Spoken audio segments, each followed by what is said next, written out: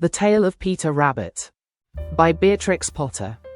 Once upon a time there were 4 little rabbits, and their names were Flopsy, Mopsy, Cottontail, and Peter. They lived with their mother in a sandbank, underneath the root of a very big fir tree. "Now, my dears," said old Mrs. Rabbit one morning, "you may go into the fields or down the lane, but don't go into Mr. McGregor's garden. Your father had an accident there. He was put in a pie by Mrs. McGregor. Now run along, and don't get into mischief. I am going out." Then old Mrs. Rabbit took a basket and her umbrella to the baker's. She bought a loaf of brown bread and 5 currant buns. Flopsy, Mopsy, and Cottontail, who were good little bunnies, went down the lane to gather blackberries. But Peter, who was very naughty, ran straight away to Mr. McGregor's garden and squeezed under the gate. First he ate some lettuces and some French beans, and then he ate some radishes. And then, feeling rather sick, he went to look for some parsley. But round the end of a cucumber frame, whom should he meet but Mr. McGregor? Mr. McGregor was on his hands and knees planting out young cabbages, but he jumped up and ran after Peter, waving a rake and calling out, "Stop, thief!" Peter was most dreadfully frightened. He rushed all over the garden, for he had forgotten the way back to the gate. He lost one of his shoes among the cabbages, and the other shoe amongst the potatoes. After losing him, he ran on 4 legs and went faster, so that I think he might have got away altogether if he had not unfortunately run into a gooseberry net, and got caught by the large buttons on his jacket. It was a blue jacket with brass buttons, quite new. Peter gave himself up for lost, and shed big tears. But his sobs were overheard by some friendly sparrows, who flew to him in great excitement, and implored him to exert himself. Mr. McGregor came up with a sieve, which he intended to pop upon the top of Peter. But Peter wriggled out just in time, leaving his jacket behind him, and rushed into the tool shed, and jumped into a can. It would have been a beautiful thing to hide in, if it had not had so much water in it. Mr. McGregor was quite sure that Peter was somewhere in the tool shed, perhaps hidden underneath a flower pot. He began to turn him over carefully, looking under each. Presently Peter sneezed, "Curtishew." Mr. McGregor was after him in no time, and tried to put his foot upon Peter, who jumped out of a window, upsetting 3 plants. The window was too small for Mr. McGregor, and he was tired of running after Peter. He went back to his work. Peter sat down to rest. He was out of breath and trembling with fright, and he had not the least idea which way to go. Also he was very damp with sitting in that can. After a time he began to wander about, going lippity, lippity, not very fast, and looking all around. He found a door in a wall, but it was locked, and there was no room for a fat little rabbit to squeeze underneath. An old mouse was running in and out over the stone doorstep, carrying peas and beans to her family in the wood. Peter asked her the way to the gate, but she had such a large pea in her mouth that she could not answer. She only shook her head at him. Peter began to cry. Then he tried to find his way straight across the garden, but he became more and more puzzled. Presently, he came to a pond where Mr. McGregor filled his water cans. A white cat was staring at some goldfish. She sat very, very still, but now and then the tip of her tail twitched as if it were alive. Peter thought it best to go away without speaking to her. He had heard about cats from his cousin, little Benjamin Bunny. He went back towards the tool shed, but suddenly, quite close to him, he heard the noise of a hoe. Scritch, scratch, scratch, scritch. Peter scuttered underneath the bushes, but presently, as nothing happened, he came out, and climbed upon a wheelbarrow, and peeped over. The first thing he saw was Mr. McGregor hoeing onions. His back was turned towards Peter, and beyond him was the gate. Peter got down very quietly off the wheelbarrow, and started running as fast as he could go, along a straight walk behind some black currant bushes. Mr. McGregor caught sight of him at the corner, but Peter did not care. He slipped underneath the gate, and was safe at last in the wood outside the garden. Mr. McGregor hung up the little jacket and the shoes for a scarecrow to frighten the blackbirds. Peter never stopped running or looked behind him till he got home to the big fir tree. He was so tired that he flopped down upon the nice soft sand on the floor of the rabbit hole and shut his eyes. His mother was busy cooking. She wondered what he had done with his clothes. It was the second little jacket and pair of shoes that Peter had lost in a fortnight. I am sorry to say that Peter was not very well during the evening. His mother put him to bed and made some chamomile tea, and she gave a dose of it to Peter. 1 tablespoonful to be taken at bedtime. But Flopsy, Mopsy, and Cottontail had bread and milk and blackberries for supper. The end. The Tale of Benjamin Bunny. By Beatrix Potter. One morning a little rabbit sat on a bank. He pricked his ears and listened to the trot of a pony. A gig was coming along the road. It was driven by Mr. McGregor, and beside him sat Mrs. McGregor in her best bonnet. As soon as they had passed, little Benjamin Bunny slid down into the road, and set off, with a hop, skip and a jump, to call upon his relations, who lived in the wood at the back of Mr. McGregor's garden. That wood was full of rabbit holes, and in the neatest sandiest hole of all, cousins, Flopsy, Mopsy, Cottontail and Peter. Old Mrs. Rabbit was a widow. She earned her living by knitting rabbit wool mittens and muffetees. I once bought a pair at a bazaar. She also sold herbs, and rosemary tea, and rabbit tobacco, which is what we call lavender. Little Benjamin did not very much want to see his aunt. He came round the back of the fir tree, and nearly tumbled upon the top of his cousin Peter. Peter was sitting by himself. He looked poorly, and was dressed in a red cotton pocket handkerchief. "Peter," said little Benjamin, in a whisper, "who has got your clothes?" Peter replied, "The scarecrow in Mr. McGregor's garden," and described how he had been chased about the garden, and had dropped his shoes and coat. Little Benjamin sat down beside his cousin, and assured him that Mr. McGregor had gone out in a gig, and Mrs. McGregor also, and certainly for the day, because she was wearing her best bonnet. Peter said he hoped that it would rain.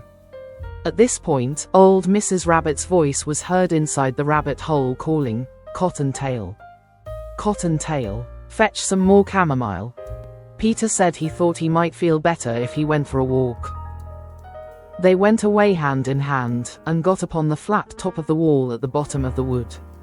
From here they looked down into Mr. McGregor's garden. Peter's coat and shoes were plainly to be seen upon the scarecrow, topped with an old tam-o'-shanter of Mr. McGregor's. Little Benjamin said, "It spoils people's clothes to squeeze under a gate. The proper way to get in is to climb down a pear tree." Peter fell down head first, but it was of no consequence, as the bed below was newly raked and quite soft. It had been sown with lettuces. They left a great many odd little footmarks all over the bed, especially little Benjamin, who was wearing clogs. Little Benjamin said that the first thing to be done was to get back Peter's clothes, in order that they might be able to use the pocket handkerchief. They took him off the scarecrow. There had been rain during the night. There was water in the shoes, and the coat was somewhat shrunk. Benjamin tried on the tam-o'-shanter, but it was too big for him. Then he suggested that they should fill the pocket handkerchief with onions, as a little present for his aunt. Peter did not seem to be enjoying himself. He kept hearing noises. Benjamin, on the contrary, was perfectly at home, and ate a lettuce leaf. He said that he was in the habit of coming to the garden with his father to get lettuces for their Sunday dinner. The name of little Benjamin's papa was old Mr. Benjamin Bunny. The lettuces certainly were very fine. Peter did not eat anything. He said he should like to go home. Presently he dropped half the onions. Little Benjamin said that it was not possible to get back up the pear tree with a load of vegetables. He led the way boldly towards the other end of the garden. They went along a little walk on planks, under a sunny red brick wall. The mice sat on the doorsteps cracking cherry stones. They winked at Peter Rabbit and little Benjamin Bunny. Presently Peter let the pocket handkerchief go again. They got amongst flower pots and frames and tubs. Peter heard noises worse than ever. His eyes were as big as lollipops. He was a step or two in front of his cousin when he suddenly stopped. This is what those little rabbits saw round that corner. Little Benjamin took one look, and then, in half a minute less than no time, he hid himself and Peter and the onions underneath a large basket.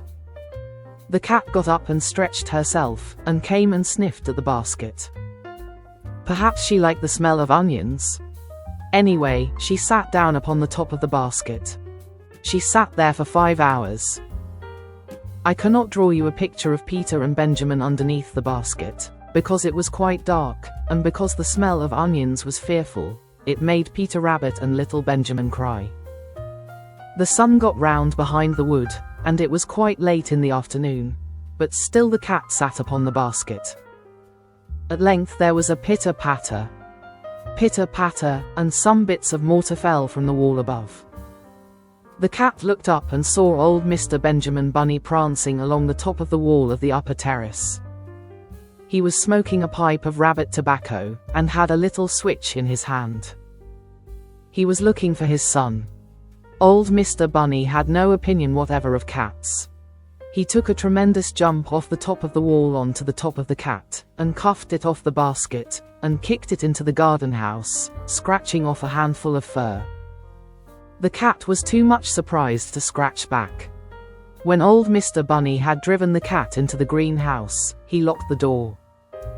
Then he came back to the basket and took out his son Benjamin by the ears, and whipped him with the little switch.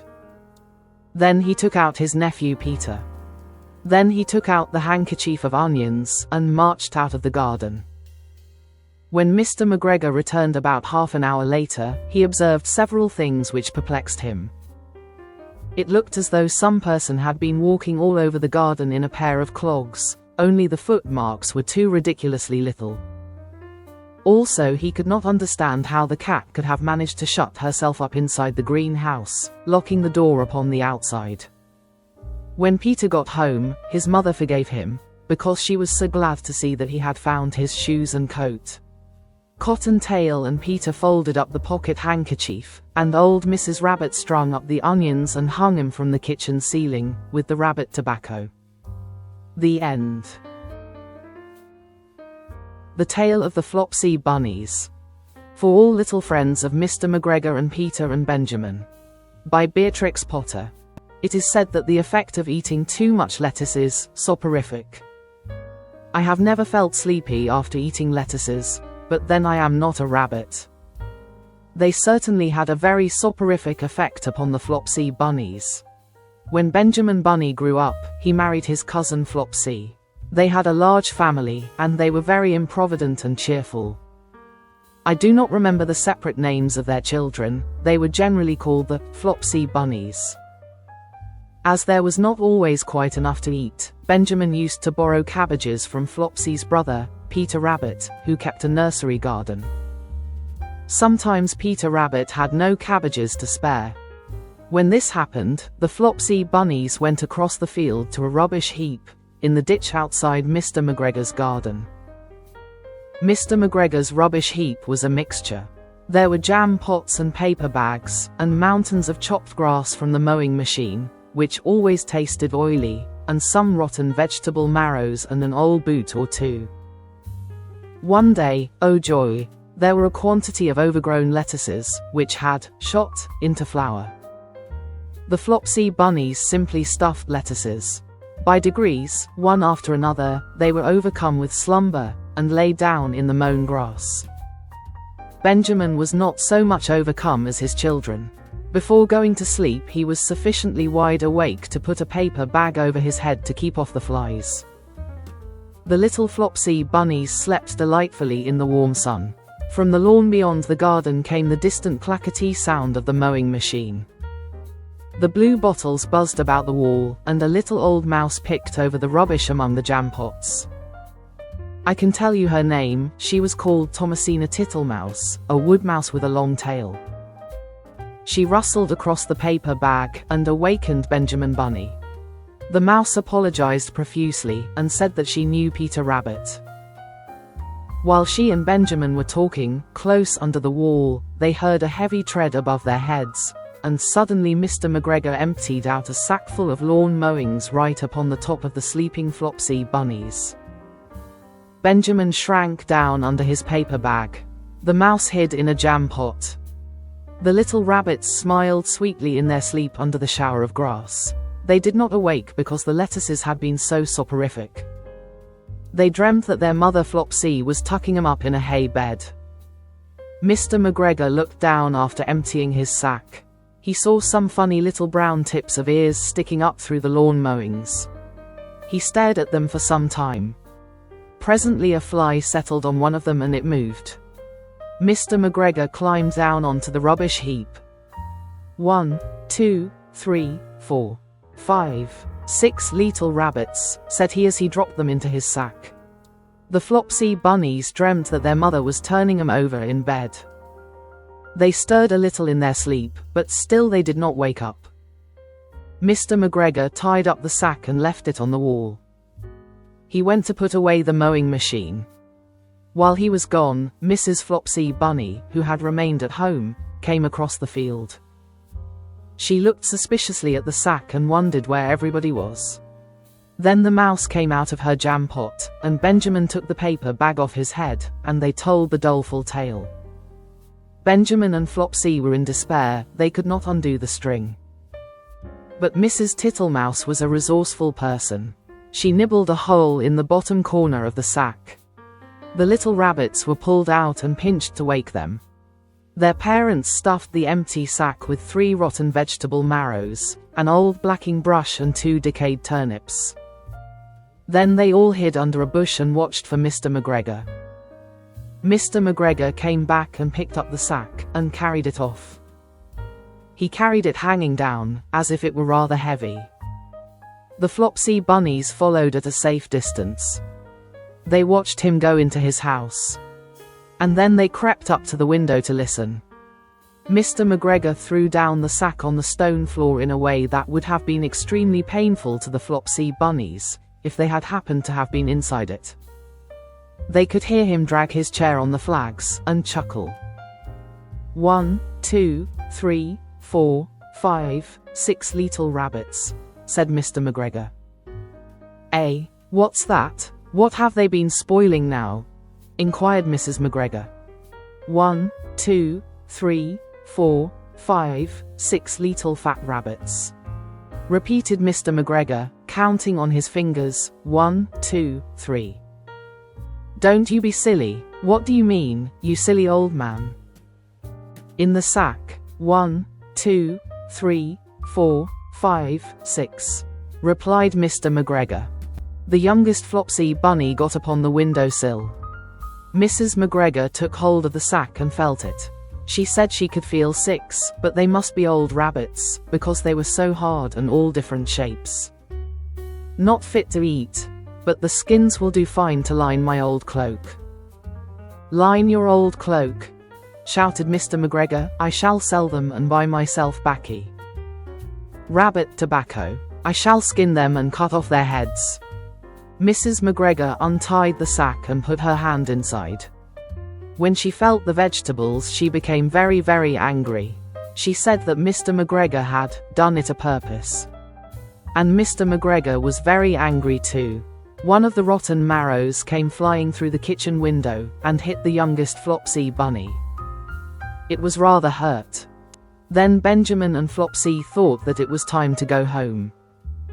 So Mr. McGregor did not get his tobacco, and Mrs. McGregor did not get her rabbit skins. But next Christmas Thomasina Tittlemaus got a present of enough rabbit wool to make herself a cloak and a hood, and a handsome muff and a pair of warm mittens. The end. The Roly-Poly Pudding, by Beatrix Potter. Once upon a time there was an old cat, called Mrs. Tabitha Twitchit, who was an anxious parent. She used to lose her kittens continually, and whenever they were lost they were always in mischief. On baking day she determined to shut them up in a cupboard. She caught Moppet and Mittens, but she could not find Tom. Mrs. Tabitha went up and down all over the house, mewing for Tom Kitten. She looked in the pantry under the staircase, and she searched the best spare bedroom that was all covered up with dust sheets. She went right upstairs and looked into the attics, but she could not find him anywhere. It was an old, old house, full of cupboards and passages. Some of the walls were 4 feet thick, and there used to be queer noises inside them, as if there might be a little secret staircase. Certainly there were odd little jagged doorways in the wainscot, and things disappeared at night, especially cheese and bacon. Mrs. Tabitha became more and more distracted, and mewed dreadfully. While their mother was searching the house, Moppet and Mittens had got into mischief. The cupboard door was not locked, so they pushed it open and came out. They went straight to the dough which was set to rise in a pan before the fire. They patted it with their little soft paws. "Shall we make dear little muffins?" said Mittens to Moppet. But just at that moment somebody knocked at the front door, and Moppet jumped into the flour barrel in a fright. Mittens ran away to the dairy, and hid in an empty jar on the stone shelf where the milk pans stand. The visitor was a neighbor, Mrs. Ribby. She had called to borrow some yeast. Mrs. Tabitha came downstairs mewing dreadfully. "Come in, Cousin Ribby, come in, and sit ye down." "I'm in sad trouble, Cousin Ribby," said Tabitha, shedding tears. "I've lost my dear son Thomas. I'm afraid the rats have got him." She wiped her eyes with an apron. "He's a bad kitten, Cousin Tabitha. He made a cat's cradle of my best bonnet last time I came to tea." "Where have you looked for him?" "All over the house. The rats are too many for me. What a thing it is to have an unruly family," said Mrs. Tabitha Twitchit. "I'm not afraid of rats. I will help you to find him, and whip him too. What is all that soot in the fender? The chimney wants sweeping. Oh, dear me, Cousin Ribby, now Moppet and Mittens are gone. They have both got out of the cupboard." Ribby and Tabitha set to work to search the house thoroughly again. They poked under the beds with Ribby's umbrella, and they rummaged in cupboards. They even fetched a candle, and looked inside a clothes chest in one of the attics. They could not find anything, but once they heard a door bang and somebody scuttered downstairs. "Yes, it is infested with rats," said Tabitha tearfully. "I caught 7 young ones out of one hole in the back kitchen, and we had them for dinner last Saturday. And once I saw the old father rat, an enormous old rat, Cousin Ribby. I was just going to jump upon him, when he showed his yellow teeth at me and whisked down the hole. The rats get upon my nerves, Cousin Ribby," said Tabitha. Ribby and Tabitha searched and searched. They both heard a curious roly-poly noise under the attic floor. But there was nothing to be seen. They returned to the kitchen. "Here's one of your kittens at least," said Ribby, dragging Moppet out of the flour barrel. They shook the flour off her and set her down on the kitchen floor. She seemed to be in a terrible fright. "Oh, mother, mother," said Moppet, "there's been an old woman rat in the kitchen, and she's stolen some of the dough." The 2 cats ran to look at the dough pan. Sure enough, there were marks of little scratching fingers, and a lump of dough was gone. "Which way did she go, Moppet?" But Moppet had been too much frightened to peep out of the barrel again. Ribby and Tabitha took her with them to keep her safely in sight, while they went on with their search. They went into the dairy. The first thing they found was Mittens, hiding in an empty jar. They tipped up the jar, and she scrambled out. "Oh, mother, mother," said Mittens.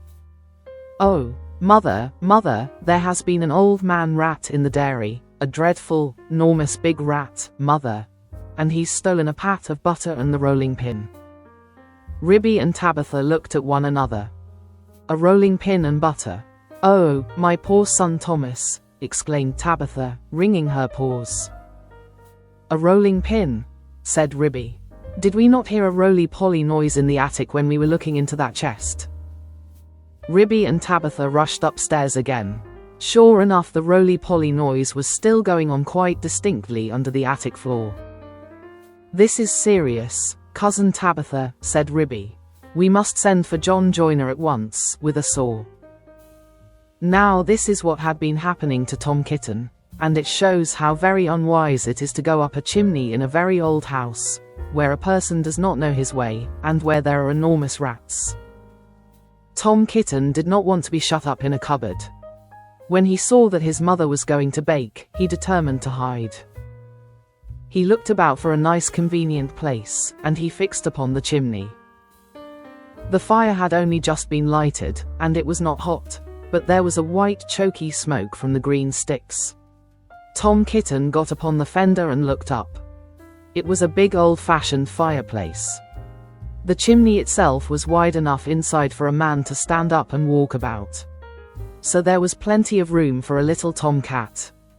He jumped right up into the fireplace, balancing himself upon the iron bar where the kettle hangs.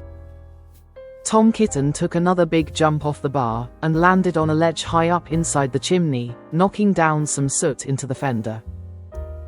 Tom Kitten coughed and choked with the smoke. He could hear the sticks beginning to crackle and burn in the fireplace down below.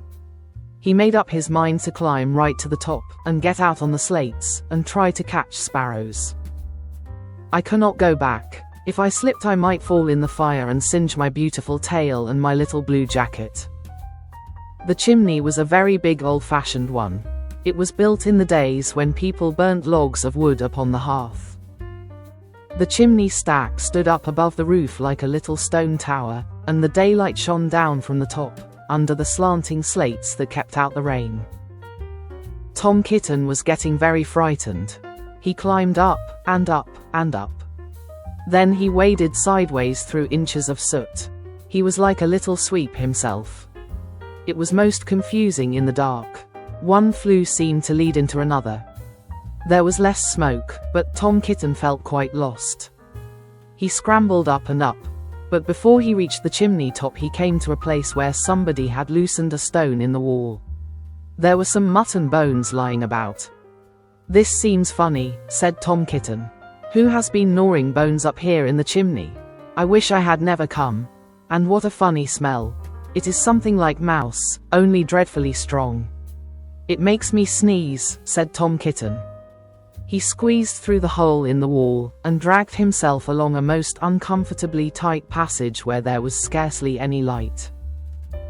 He groped his way carefully for several yards. He was at the back of the skirting board in the attic, where there is a little mark in the picture. All at once he fell head over heels in the dark, down a hole, and landed on a heap of very dirty rags. When Tom Kitten picked himself up and looked about him, he found himself in a place that he had never seen before, although he had lived all his life in the house. It was a very small, stuffy, fusty room, with boards, and rafters, and cobwebs, and lath and plaster. Opposite to him, as far away as he could sit, was an enormous rat. "What do you mean by tumbling into my bed all covered with smuts?" said the rat, chattering his teeth. "Please, sir, the chimney wants sweeping," said poor Tom Kitten.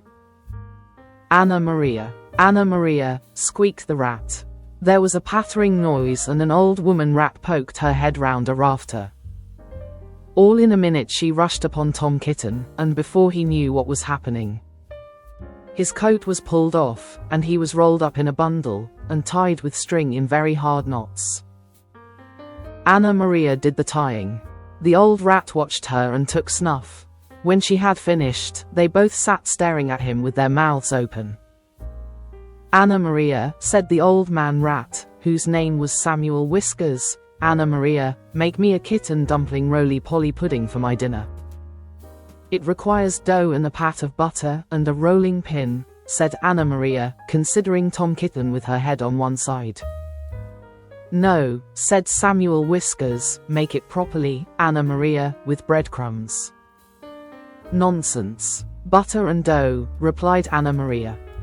The two rats consulted together for a few minutes and then went away. Samuel Whiskers got through a hole in the wainscot and went boldly down the front staircase to the dairy to get the butter. He did not meet anybody. He made a second journey for the rolling pin. He pushed it in front of him with his paws, like a brewer's man trundling a barrel. He could hear Ribby and Tabitha talking, but they were busy lighting the candle to look into the chest. They did not see him. Anna Maria went down by way of the skirting board and a window shutter to the kitchen to steal the dough. She borrowed a small saucer and scooped up the dough with her paws. She did not observe Moppet. While Tom Kitten was left alone under the floor of the attic, he wriggled about and tried to mew for help. But his mouth was full of soot and cobwebs, and he was tied up in such very tight knots, he could not make anybody hear him. Except a spider, which came out of a crack in the ceiling and examined the knots critically, from a safe distance.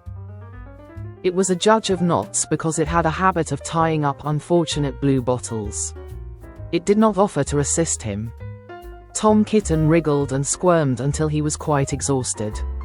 Presently the rats came back and set to work to make him into a dumpling. First they smeared him with butter, and then they rolled him in the dough. "Will not the string be very indigestible, Anna Maria?" inquired Samuel Whiskers. Anna Maria said she thought that it was of no consequence, but she wished that Tom Kitten would hold his head still, as it disarranged the pastry. She laid hold of his ears. Tom Kitten bit and spat, and mewed and wriggled, and the rolling pin went roly-poly, roly, roly-poly, roly. The rats each held an end. "His tail is sticking out. You did not fetch enough dough, Anna Maria." "I fetched as much as I could carry," replied Anna Maria.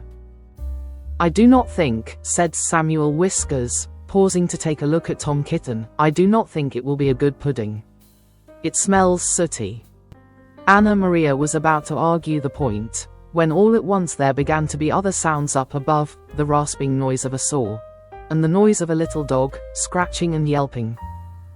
The rats dropped the rolling pin and listened attentively. "We are discovered and interrupted, Anna Maria. Let us collect our property, and other people's, and depart at once. I fear that we shall be obliged to leave this pudding.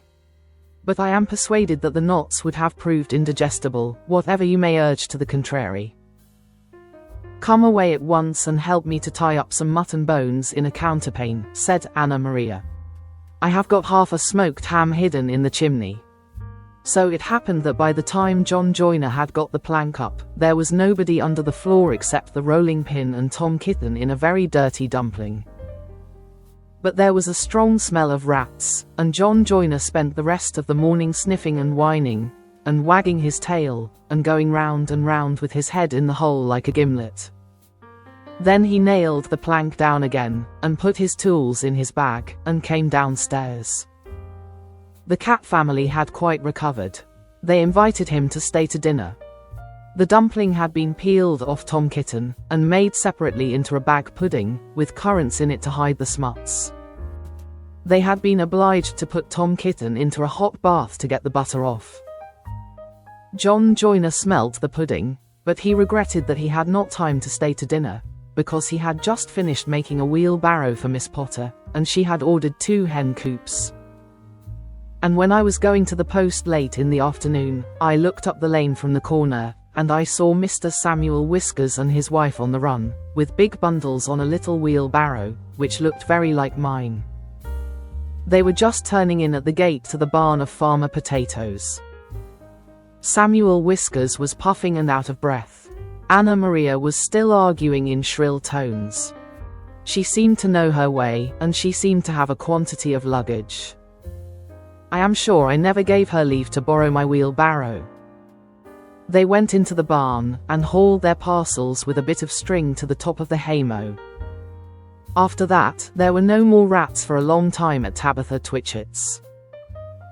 As for Farmer Potatoes, he has been driven nearly distracted. There are rats, and rats, and rats in his barn.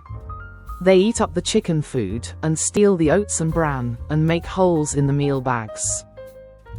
And they are all descended from Mr. and Mrs. Samuel Whiskers, children and grandchildren and great-great-grandchildren. There is no end to them. Moppet and Mittens have grown up into very good rat catchers.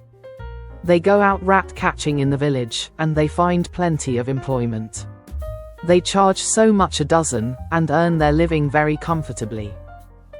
They hang up the rats' tails in a row or the barn door, to show how many they have caught, dozens and dozens of them.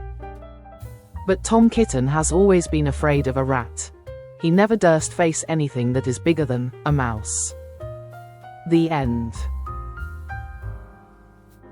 The Tale of Mr. Todd. By Beatrix Potter.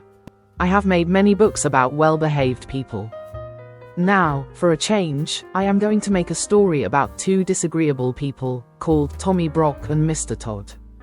Nobody could call Mr. Todd nice. The rabbits could not bear him, they could smell him half a mile off. He was of a wandering habit and he had foxy whiskers. They never knew where he would be next. One day he was living in a stick house in the coppice, causing terror to the family of old Mr. Benjamin Bouncer. Next day he moved into a pollard willow near the lake, frightening the wild ducks and the water rats. In winter and early spring he might generally be found in an earth amongst the rocks at the top of Bull Banks, under Oatmeal Crag. He had half a dozen houses, but he was seldom at home.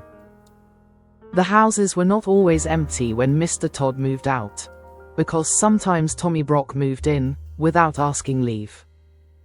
Tommy Brock was a short, bristly, fat, waddling person with a grin. He grinned all over his face. He was not nice in his habits. He ate wasp nests and frogs and worms, and he waddled about by moonlight, digging things up. His clothes were very dirty, and as he slept in the daytime, he always went to bed in his boots. And the bed which he went to bed in was generally Mr. Todd's. Now Tommy Brock did occasionally eat rabbit pie, but it was only very little young ones occasionally, when other food was really scarce. He was friendly with old Mr. Bouncer. They agreed in disliking the wicked otters and Mr. Todd. They often talked over that painful subject. Old Mr. Bouncer was stricken in years. He sat in the spring sunshine outside the burrow, in a muffler, smoking a pipe of rabbit tobacco. He lived with his son Benjamin Bunny and his daughter-in-law Flopsy, who had a young family. Old Mr. Bouncer was in charge of the family that afternoon, because Benjamin and Flopsy had gone out. The little rabbit babies were just old enough to open their blue eyes and kick. They lay in a fluffy bed of rabbit wool and hay, in a shallow burrow, separate from the main rabbit hole. To tell the truth, old Mr. Bouncer had forgotten them. He sat in the sun and conversed cordially with Tommy Brock, who was passing through the wood with a sack and a little spud which he used for digging, and some mole traps. He complained bitterly about the scarcity of pheasants' eggs, and accused Mr. Todd of poaching them. And the otters had cleared off all the frogs while he was asleep in winter. I have not had a good square meal for a fortnight. I am living on pig nuts. I shall have to turn vegetarian and eat my own tail, said Tommy Brock. It was not much of a joke, but it tickled old Mr. Bouncer, because Tommy Brock was so fat and stumpy and grinning. So old Mr. Bouncer laughed, and pressed Tommy Brock to come inside, to taste a slice of seed cake and a glass of my daughter Flopsy's cowslip wine. Tommy Brock squeezed himself into the rabbit hole with alacrity. Then old Mr. Bouncer smoked another pipe, and gave Tommy Brock a cabbage leaf cigar which was so very strong that it made Tommy Brock grin more than ever, and the smoke filled the burrow. Old Mr. Bouncer coughed and laughed, and Tommy Brock puffed and grinned. And Mr. Bouncer laughed and coughed, and shut his eyes because of the cabbage smoke. When Flopsy and Benjamin came back, old Mr. Bouncer woke up. Tommy Brock and all the young rabbit babies had disappeared. Mr. Bouncer would not confess that he had admitted anybody into the rabbit hole. But the smell of badger was undeniable, and there were round heavy footmarks in the sand. He was in disgrace. Flopsy wrung her ears and slapped him. Benjamin Bunny set off at once after Tommy Brock. There was not much difficulty in tracking him. He had left his footmark and gone slowly up the winding footpath through the wood. Here he had rooted up the moss and wood sorrel. There he had dug quite a deep hole for dog darnel, and had set a mole trap. A little stream crossed the way. Benjamin skipped lightly over dry foot. The badger's heavy steps showed plainly in the mud. The path led to a part of the thicket where the trees had been cleared. There were leafy oak stumps, and a sea of blue hyacinths, but the smell that made Benjamin stop was not the smell of flowers. Mr. Todd's stick house was before him, and, for once, Mr. Todd was at home. There was not only a foxy flavor in proof of it, there was smoke coming out of the broken pail that served as a chimney. Benjamin Bunny sat up, staring, his whiskers twitched. Inside the stick house somebody dropped a plate and said something. Benjamin stamped his foot and bolted. He never stopped till he came to the other side of the wood. Apparently Tommy Brock had turned the same way. Upon the top of the wall there were again the marks of badger, and some ravelings of a sack had caught on a briar. Benjamin climbed over the wall, into a meadow. He found another mole trap newly set. He was still upon the track of Tommy Brock. It was getting late in the afternoon. Other rabbits were coming out to enjoy the evening air. One of them, in a blue coat by himself, was busily hunting for dandelions. "Cousin Peter, Peter Rabbit, Peter Rabbit," shouted Benjamin Bunny. The blue-coated rabbit sat up with pricked ears. "Whatever is the matter, Cousin Benjamin? Is it a cat, or John Stoat Ferret?" No. He's bagged my family, Tommy Brock, in a sack. Have you seen him?" "Tommy Brock? How many, Cousin Benjamin?" "7, Cousin Peter, and all of them twins." "Did he come this way? Please tell me quick." Yes, not 10 minutes since. He said they were caterpillars. I did think they were kicking rather hard, for caterpillars." Which way has he gone, Cousin Peter?" "He had a sack with something live in it. I watched him set a mole trap." "Let me use my mind, Cousin Benjamin. Tell me from the beginning." Benjamin did so. "My Uncle Bouncer has displayed a lamentable want of discretion for his years," said Peter reflectively, "but there are 2 hopeful circumstances. Your family is alive and kicking, and Tommy Brock has had refreshment. He will probably go to sleep and keep them for breakfast." "Which way, Cousin Benjamin? Compose yourself. I know very well which way. Because Mr. Todd was at home in the stick house, he has gone to Mr. Todd's other house, at the top of Bull Banks. I partly know, because he offered to leave any message at Sister Cottontail's. He said he would be passing. Cottontail had married a black rabbit, and gone to live on the hill." Peter hid his dandelions, and accompanied the afflicted parent, who was all of a twitter. They crossed several fields and began to climb the hill. The tracks of Tommy Brock were plainly to be seen. He seemed to have put down the sack every dozen yards, to rest. "He must be very puffed. We are close behind him, by the scent." "What a nasty person," said Peter. The sunshine was still warm and slanting on the hill pastures. Halfway up, Cottontail was sitting in her doorway, with 4 or 5 half-grown little rabbits playing about her. One black and the others brown. Cottontail had seen Tommy Brock passing in the distance. Asked whether her husband was at home, she replied that Tommy Brock had rested twice while she watched him. He had nodded and pointed to the sack, and seemed doubled up with laughing. "Come away, Peter, he will be cooking them. Come quicker," said Benjamin Bunny. They climbed up and up. "He was at home. I saw his black ears peeping out of the hole. They lived too near the rocks to quarrel with their neighbors. Come on, Cousin Benjamin." When they came near the wood at the top of Bull Banks, they went cautiously. The trees grew amongst heaped up rocks, and there, beneath a crag, Mr. Todd had made one of his homes. It was at the top of a steep bank. The rocks and bushes overhung it. The rabbits crept up carefully, listening and peeping. This house was something between a cave, a prison, and a tumble-down pigsty. There was a strong door, which was shut and locked. The setting sun made the window panes glow like red flame, but the kitchen fire was not alight. It was neatly laid with dry sticks, as the rabbits could see, when they peeped through the window. Benjamin sighed with relief. But there were preparations upon the kitchen table which made him shudder. There was an immense empty pie dish of blue willow pattern, and a large carving knife and fork, and a chopper. At the other end of the table was a partly unfolded tablecloth, a plate, a tumbler, a knife and fork, salt cellar, mustard and a chair, in short, preparations for one person's supper.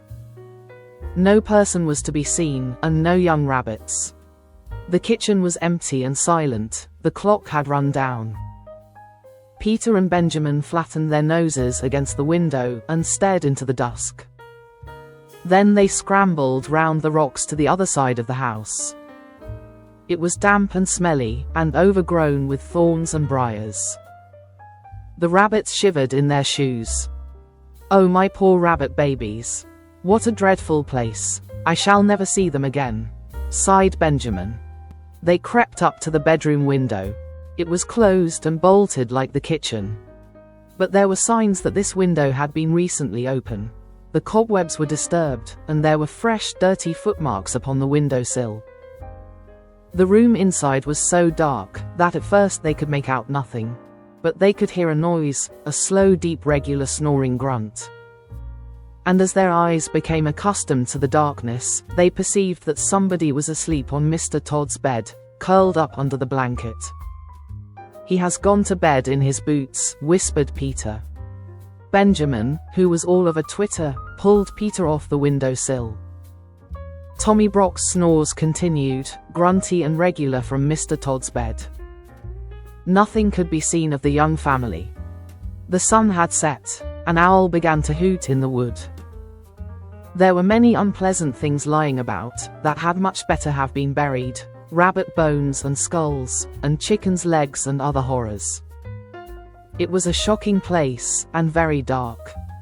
They went back to the front of the house, and tried in every way to move the bolt of the kitchen window.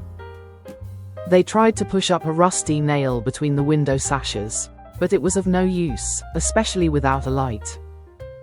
They sat side by side outside the window, whispering and listening. In half an hour the moon rose over the wood. It shone full and clear and cold, upon the house amongst the rocks, and in at the kitchen window. But alas, no little rabbit babies were to be seen.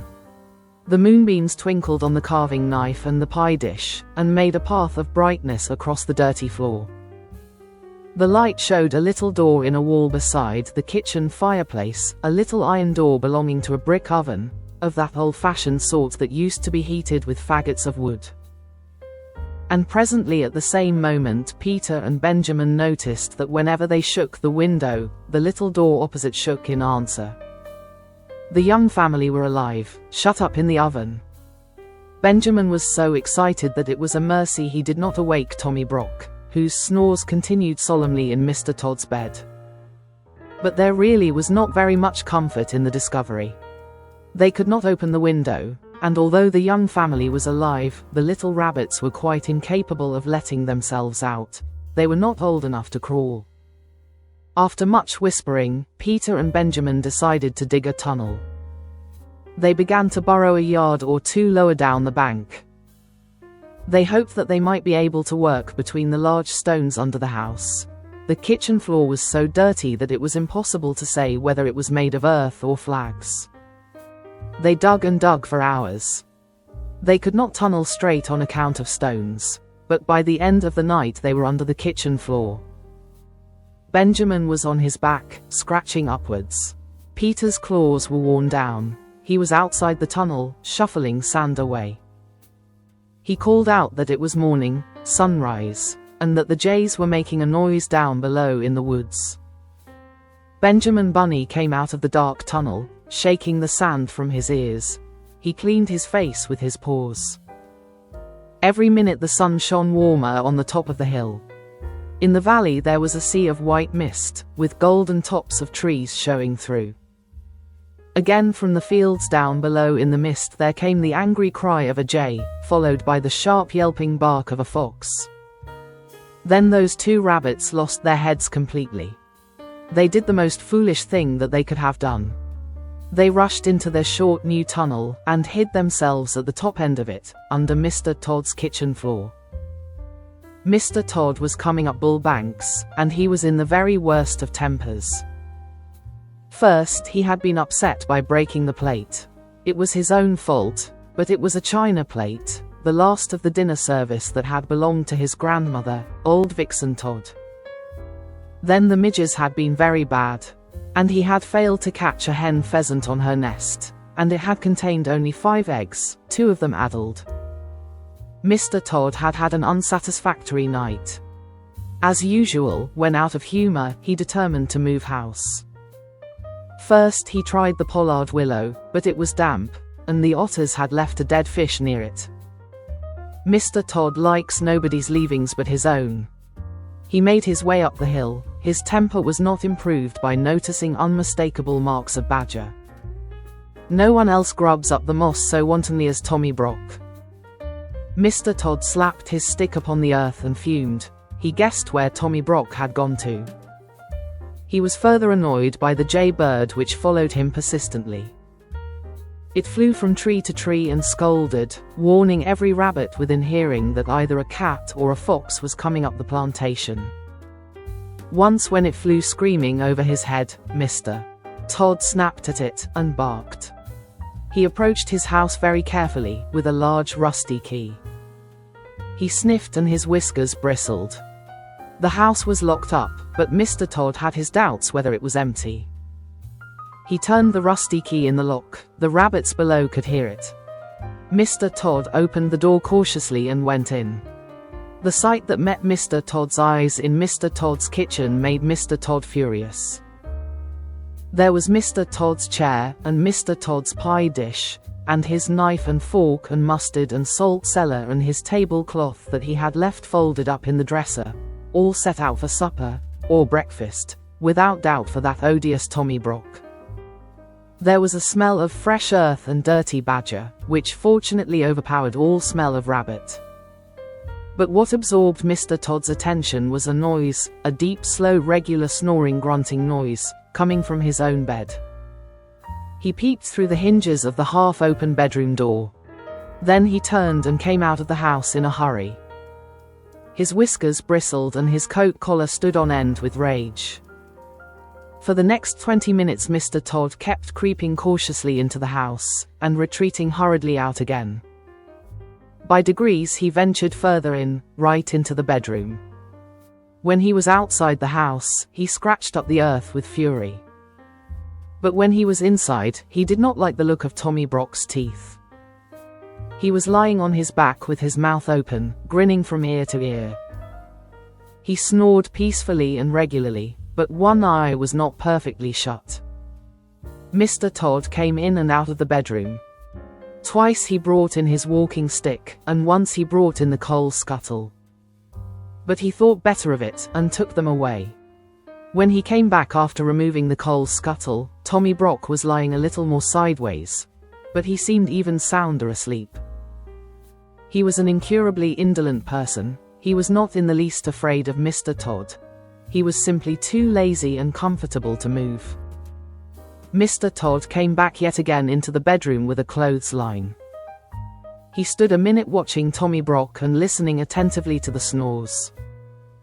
They were very loud indeed, but seemed quite natural. Mr. Todd turned his back towards the bed, and undid the window. It creaked. He turned round with a jump. Tommy Brock, who had opened one eye, shut it hastily. The snores continued. Mr. Todd's proceedings were peculiar, and rather uneasy, because the bed was between the window and the door of the bedroom. He opened the window a little way, and pushed out the greater part of the clothesline onto the window sill. The rest of the line, with a hook at the end, remained in his hand. Tommy Brock snored conscientiously.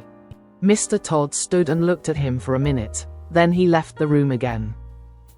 Tommy Brock opened both eyes and looked at the rope and grinned. There was a noise outside the window. Tommy Brock shut his eyes in a hurry. Mr. Todd had gone out at the front door and round to the back of the house. On the way, he stumbled over the rabbit burrow. If he had had any idea who was inside it, he would have pulled them out quickly. His foot went through the tunnel nearly upon the top of Peter Rabbit and Benjamin, but fortunately he thought that it was some more of Tommy Brock's work. He took up the coil of line from the sill, listened for a moment, and then tied the rope to a tree. Tommy Brock watched him with one eye through the window. He was puzzled. Mr. Todd fetched a large heavy pail full of water from the spring and staggered with it through the kitchen into his bedroom. Tommy Brock snored industriously, with rather a snort. Mr. Todd put down the pail beside the bed, took up the end of rope with the hook, hesitated, and looked at Tommy Brock. The snores were almost apoplectic, but the grin was not quite so big. Mr. Todd gingerly mounted a chair by the head of the bedstead. His legs were dangerously near to Tommy Brock's teeth. He reached up and put the end of rope, with the hook, over the head of the tester bed, where the curtains ought to hang. Mr. Todd's curtains were folded up and put away, owing to the house being unoccupied. So was the counterpane. Tommy Brock was covered with a blanket only. Mr. Todd, standing on the unsteady chair, looked down upon him attentively. He really was a first-prize sound sleeper. It seemed as though nothing would waken him, not even the flapping rope across the bed. Mr. Todd descended safely from the chair and endeavored to get up again with the pail of water. He intended to hang it from the hook, dangling over the head of Tommy Brock, in order to make a sort of shower bath, worked by a string, through the window. But naturally, being a thin-legged person, though vindictive and sandy-whiskered, he was quite unable to lift the heavy weight to the level of the hook and rope. He very nearly overbalanced himself. The snores became more and more apoplectic. One of Tommy Brock's hind legs twitched under the blanket, but still he slept on peacefully. Mr. Todd and the pail descended from the chair without accident. After considerable thought, he emptied the water into a wash basin and jug. The empty pail was not too heavy for him. He slung it up, wobbling over the head of Tommy Brock. Surely there never was such a sleeper. Mr. Todd got up and down and up on the chair.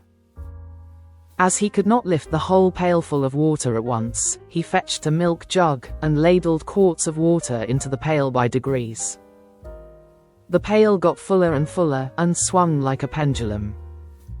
Occasionally a drop splashed over, but still Tommy Brock snored regularly and never moved, except one eye. At last Mr. Todd's preparations were complete. The pail was full of water, the rope was tightly strained over the top of the bed and across the window sill to the tree outside.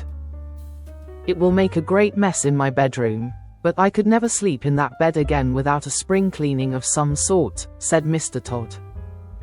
Mr. Todd took a last look at the badger and softly left the room. He went out of the house, shutting the front door. The rabbits heard his footsteps over the tunnel. He ran round behind the house, intending to undo the rope in order to let fall the pail full of water upon Tommy Brock. "I will wake him up with an unpleasant surprise," said Mr. Todd.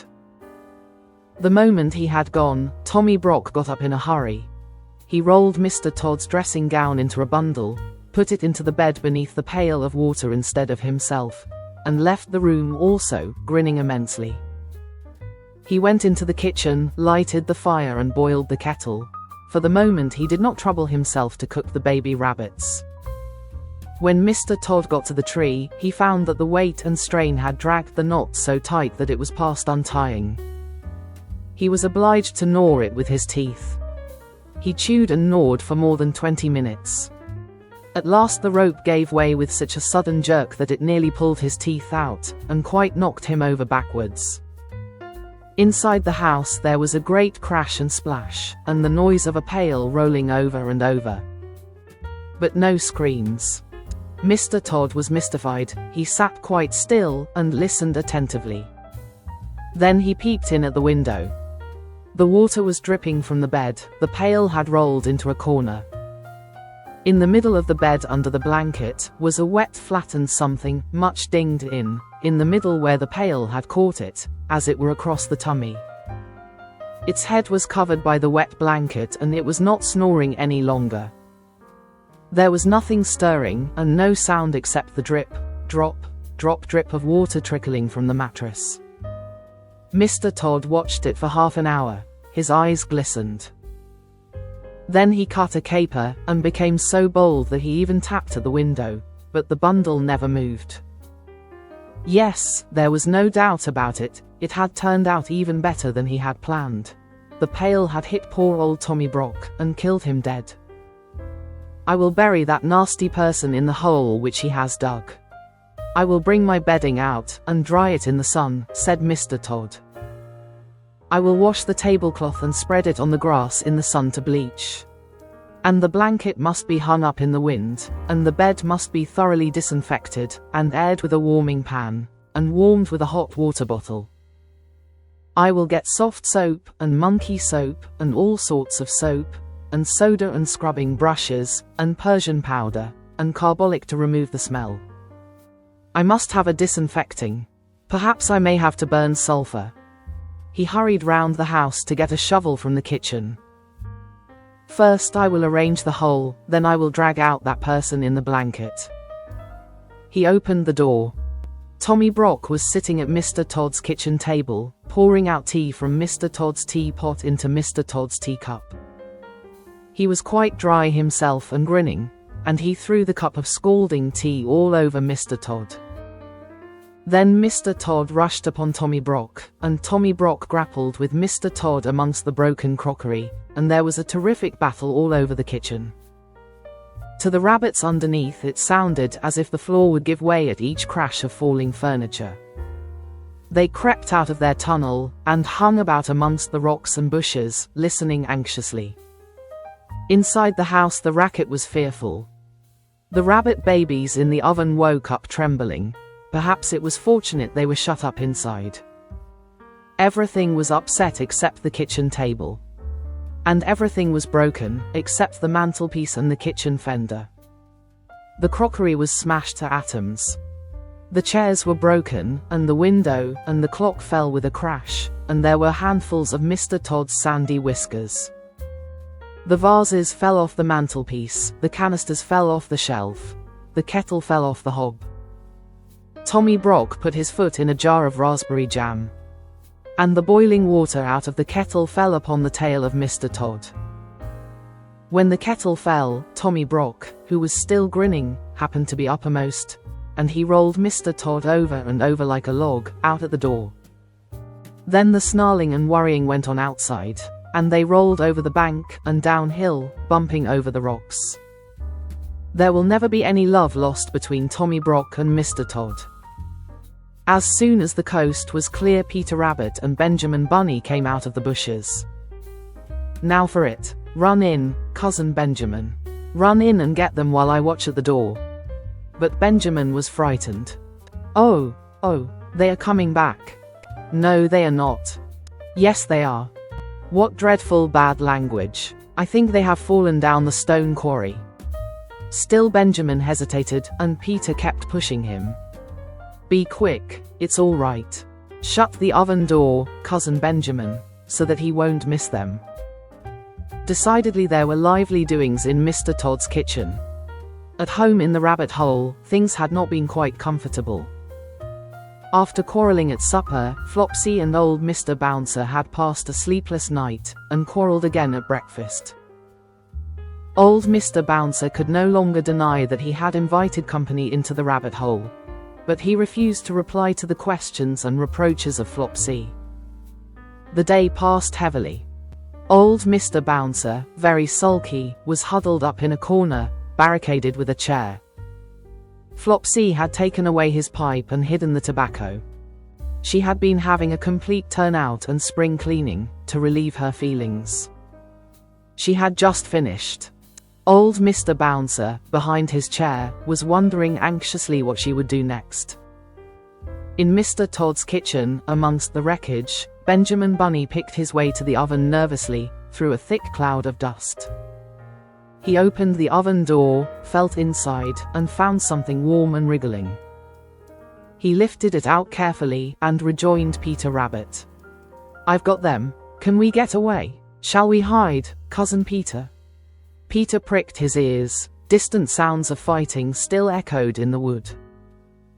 5 minutes afterwards, 2 breathless rabbits came scuttering away down Bull Banks, half carrying, half dragging a sack between him, bumpety-bump over the grass. They reached home safely and burst into the rabbit hole. Great was old Mr. Bounce's relief and Flopsy's joy when Peter and Benjamin arrived in triumph with the young family. The rabbit babies were rather tumbled and very hungry. They were fed and put to bed. They soon recovered. A long new pipe and a fresh supply of rabbit tobacco was presented to Mr. Bouncer. He was rather upon his dignity, but he accepted.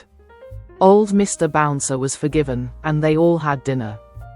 Then Peter and Benjamin told their story, but they had not waited long enough to be able to tell the end of the battle between Tommy Brock and Mr. Todd.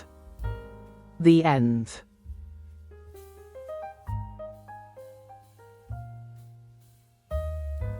The Tale of Mrs. Tiggy-Winkle.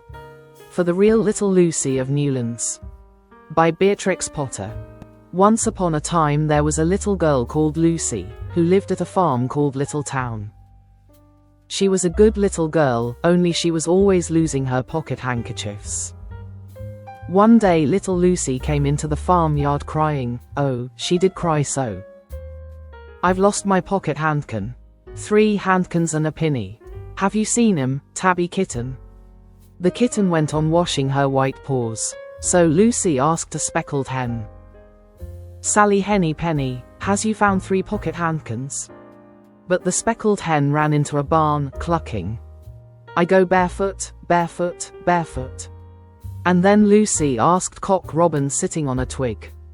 Cock Robin looked sideways at Lucy with his bright black eye, and he flew over a stile and away. Lucy climbed upon the stile and looked up at the hill behind Little Town, a hill that goes up, up, into the clouds as though it had no top. And a great way up the hillside she thought she saw some white things spread upon the grass. Lucy scrambled up the hill as fast as her stout legs would carry her. She ran along a steep pathway, up and up, until Little Town was right away down below. She could have dropped a pebble down the chimney. Presently she came to a spring, bubbling out from the hillside. Someone had stood a tin can upon a stone to catch the water, but the water was already running over, for the can was no bigger than an egg cup. And where the sand upon the path was wet, there were footmarks of a very small person. Lucy ran on, and on. The path ended under a big rock. The grass was short and green, and there were clothes props cut from bracken stems, with lines of plaited rushes, and a heap of tiny clothes pins, but no pocket handkerchiefs. But there was something else, a door. Straight into the hill, and inside it someone was singing. Lily white and clean, oh. With little frills between, oh. Smooth and hot, red rusty spot. Never here be seen, oh. Lucy knocked once, twice, and interrupted the song. A little frightened voice called out, "Who's that?" Lucy opened the door, and what do you think there was inside the hill? A nice clean kitchen with a flagged floor and wooden beams, just like any other farm kitchen. Only the ceiling was so low that Lucy's head nearly touched it, and the pots and pans were small, and so was everything there. There was a nice hot singy smell, and at the table, with an iron in her hand, stood a very stout short person staring anxiously at Lucy. Her print gown was tucked up, and she was wearing a large apron over her striped petticoat. Her little black nose went sniffle, sniffle, snuffle, and her eyes went twinkle, twinkle, and underneath her cap, where Lucy had yellow curls, that little person had prickles. "Who are you?" said Lucy. "Have you seen my pocket handkins?" The little person made a bob curtsy. "Oh, yes, if you please 'em. My name is Mrs. Tiggy-Winkle. Oh, yes, if you please'm, I'm an excellent clear starcher. And she took something out of a clothes basket and spread it on the ironing blanket. What's that thing? Said Lucy. That's not my pocket handkin. Oh no, if you please'm. That's a little scarlet waistcoat belonging to Cock Robin. And she ironed it and folded it and put it on one side. Then she took something else off a clothes horse. That isn't my pinny, said Lucy. Oh no, if you please'm. That's a damask tablecloth belonging to Jenny Wren. Look how it's stained with currant wine. It's very bad to wash, said Mrs. Tiggy-Winkle. Mrs. Tiggy-Winkle's nose went sniffle, sniffle, snuffle, and her eyes went twinkle, twinkle, and she fetched another hot iron from the fire. There's one of my pocket handkins, cried Lucy. And there's my pinny. Mrs. Tiggy-Winkle ironed it, and goffered it, and shook out the frills. Oh, that is lovely, said Lucy. And what are those long yellow things with fingers like gloves? Oh, that's a pair of stockings belonging to Sally Henny Penny. Look how she's worn the heels out with scratching in the yard. She'll very soon go barefoot, said Mrs. Tiggy-Winkle. Why, there's another handkersniff, but it isn't mine, it's red. Oh no, if you please'm. That one belongs to old Mrs. Rabbit, and it did so smell of onions. I've had to wash it separately, I can't get out the smell. There's another one of mine, said Lucy. What are those funny little white things? That's a pair of mittens belonging to Tabby Kitten. I only have to iron them. She washes them herself. There's my last pocket handkin, said Lucy.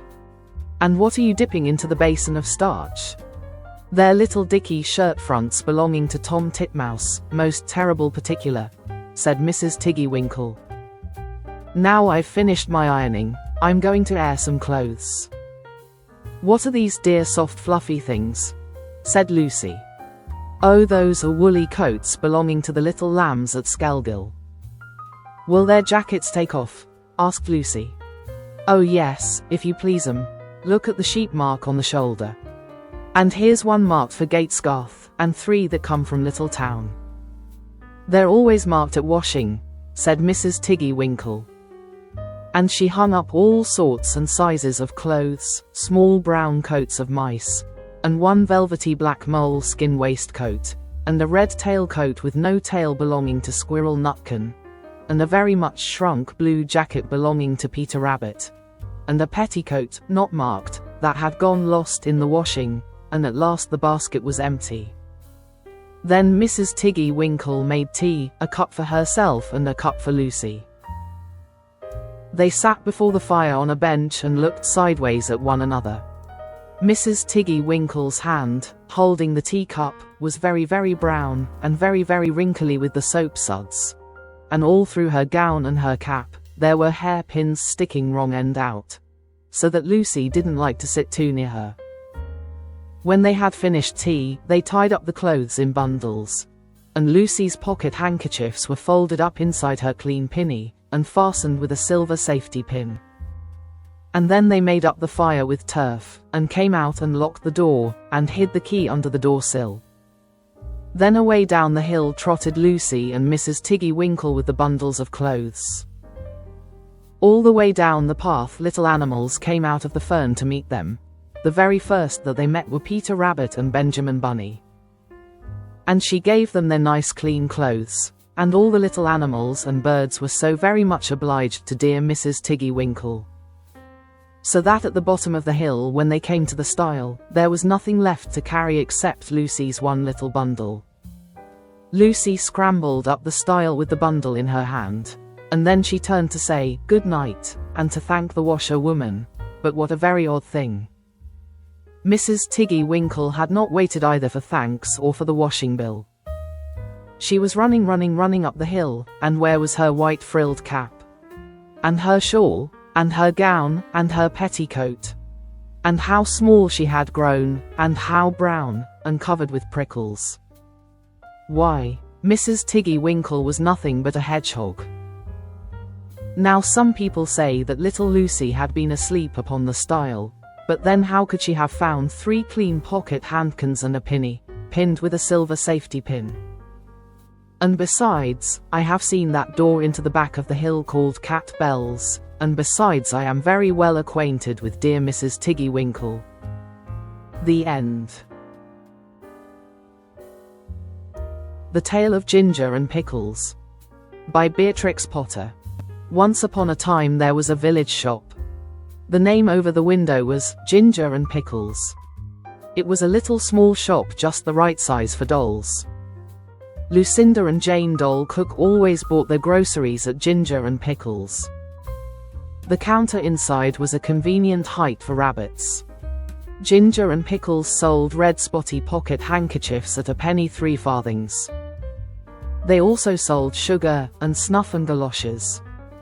In fact, although it was such a small shop, it sold nearly everything, except a few things that you want in a hurry, like bootlaces, hair pins and mutton chops.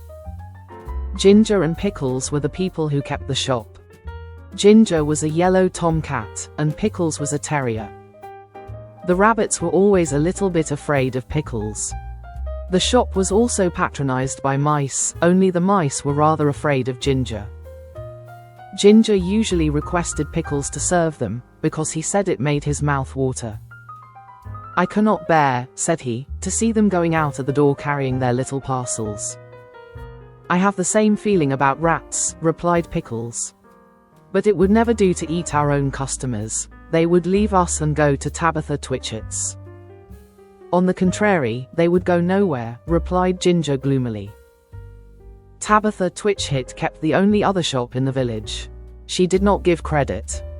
Ginger and Pickles gave unlimited credit. Now the meaning of credit is this: when a customer buys a bar of soap, instead of the customer pulling out a purse and paying for it, she says she will pay another time. And Pickles makes a low bow and says, "With pleasure, madam," and it is written down in a book. The customers come again and again, and buy quantities, in spite of being afraid of Ginger and Pickles. But there is no money in what is called the till. The customers came in crowds every day and bought quantities, especially the toffee customers. But there was always no money. They never paid for as much as a pennyworth of peppermints.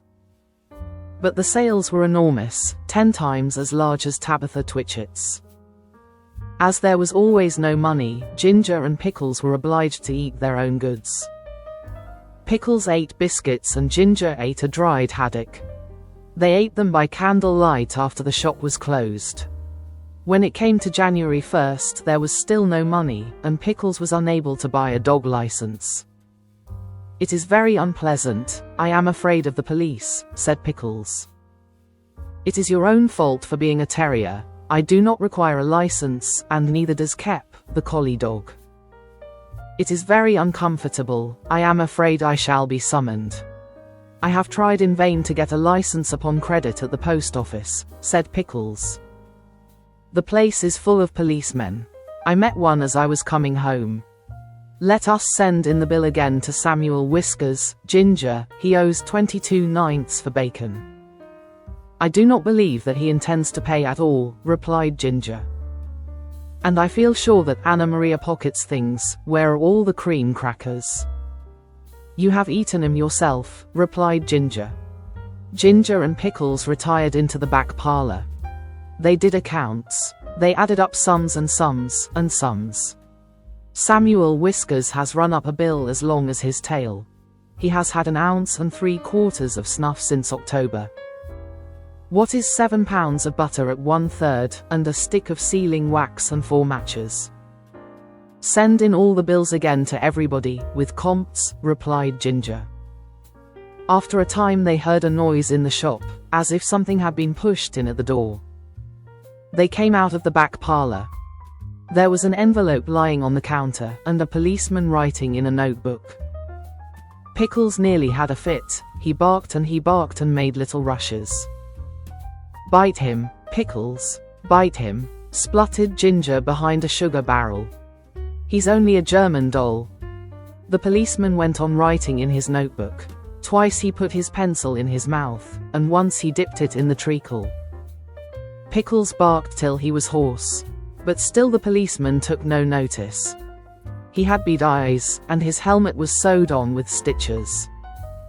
At length, on his last little rush, Pickles found that the shop was empty.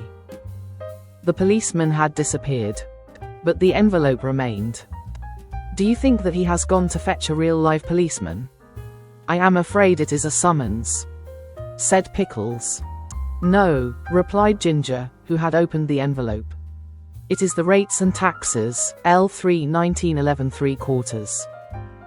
This is the last straw, said Pickles, let us close the shop. They put up the shutters and left. But they have not removed from the neighborhood. In fact, some people wish they had gone further. Ginger is living in the Warren. I do not know what occupation he pursues. He looks stout and comfortable. Pickles is at present a gamekeeper. The closing of the shop caused great inconvenience. Tabitha Twitchit immediately raised the price of everything a halfpenny, and she continued to refuse to give credit. Of course, there are the tradesmen's carts, the butcher, the fishman, and Timothy Baker. But a person cannot live on seed wigs and sponge cake and butter buns, not even when the sponge cake is as good as Timothy's. After a time, Mr. John Dormouse and his daughter began to sell peppermints and candles.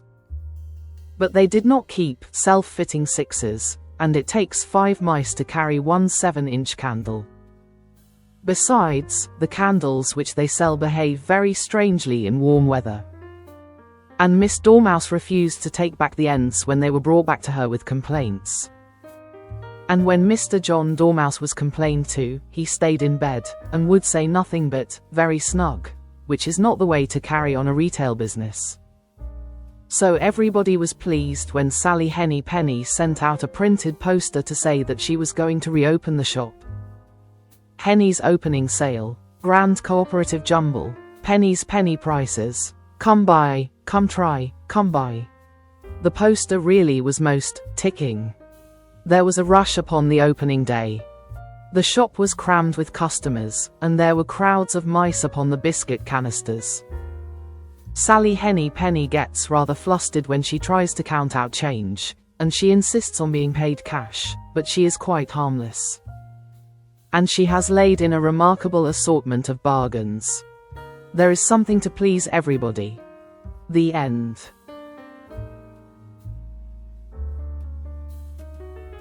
The Story of Miss Moppet, by Beatrix Potter. This is a pussy called Miss Moppet. She thinks she has heard a mouse. This is the mouse peeping out behind the cupboard and making fun of Miss Moppet. He is not afraid of a kitten. This is Miss Moppet jumping just too late. She misses the mouse and hits her own head. She thinks it is a very hard cupboard. The mouse watches Miss Moppet from the top of the cupboard. Miss Moppet ties up her head in a duster and sits before the fire. The mouse thinks she is looking very ill. He comes sliding down the bell pull. Miss Moppet looks worse and worse. The mouse comes a little nearer. Miss Moppet holds her poor head in her paws and looks at him through a hole in the duster. The mouse comes very close. And then all of a sudden, Miss Moppet jumps upon the mouse.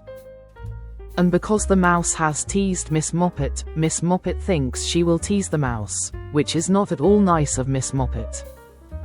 She ties him up in the duster and tosses it about like a ball. But she forgot about that hole in the duster, and when she untied it, there was no mouse. He has wriggled out and run away, and he is dancing a jig on the top of the cupboard. The end. The Tale of Mr. Jeremy Fisher, for Stephanie from Cousin B, by Beatrix Potter.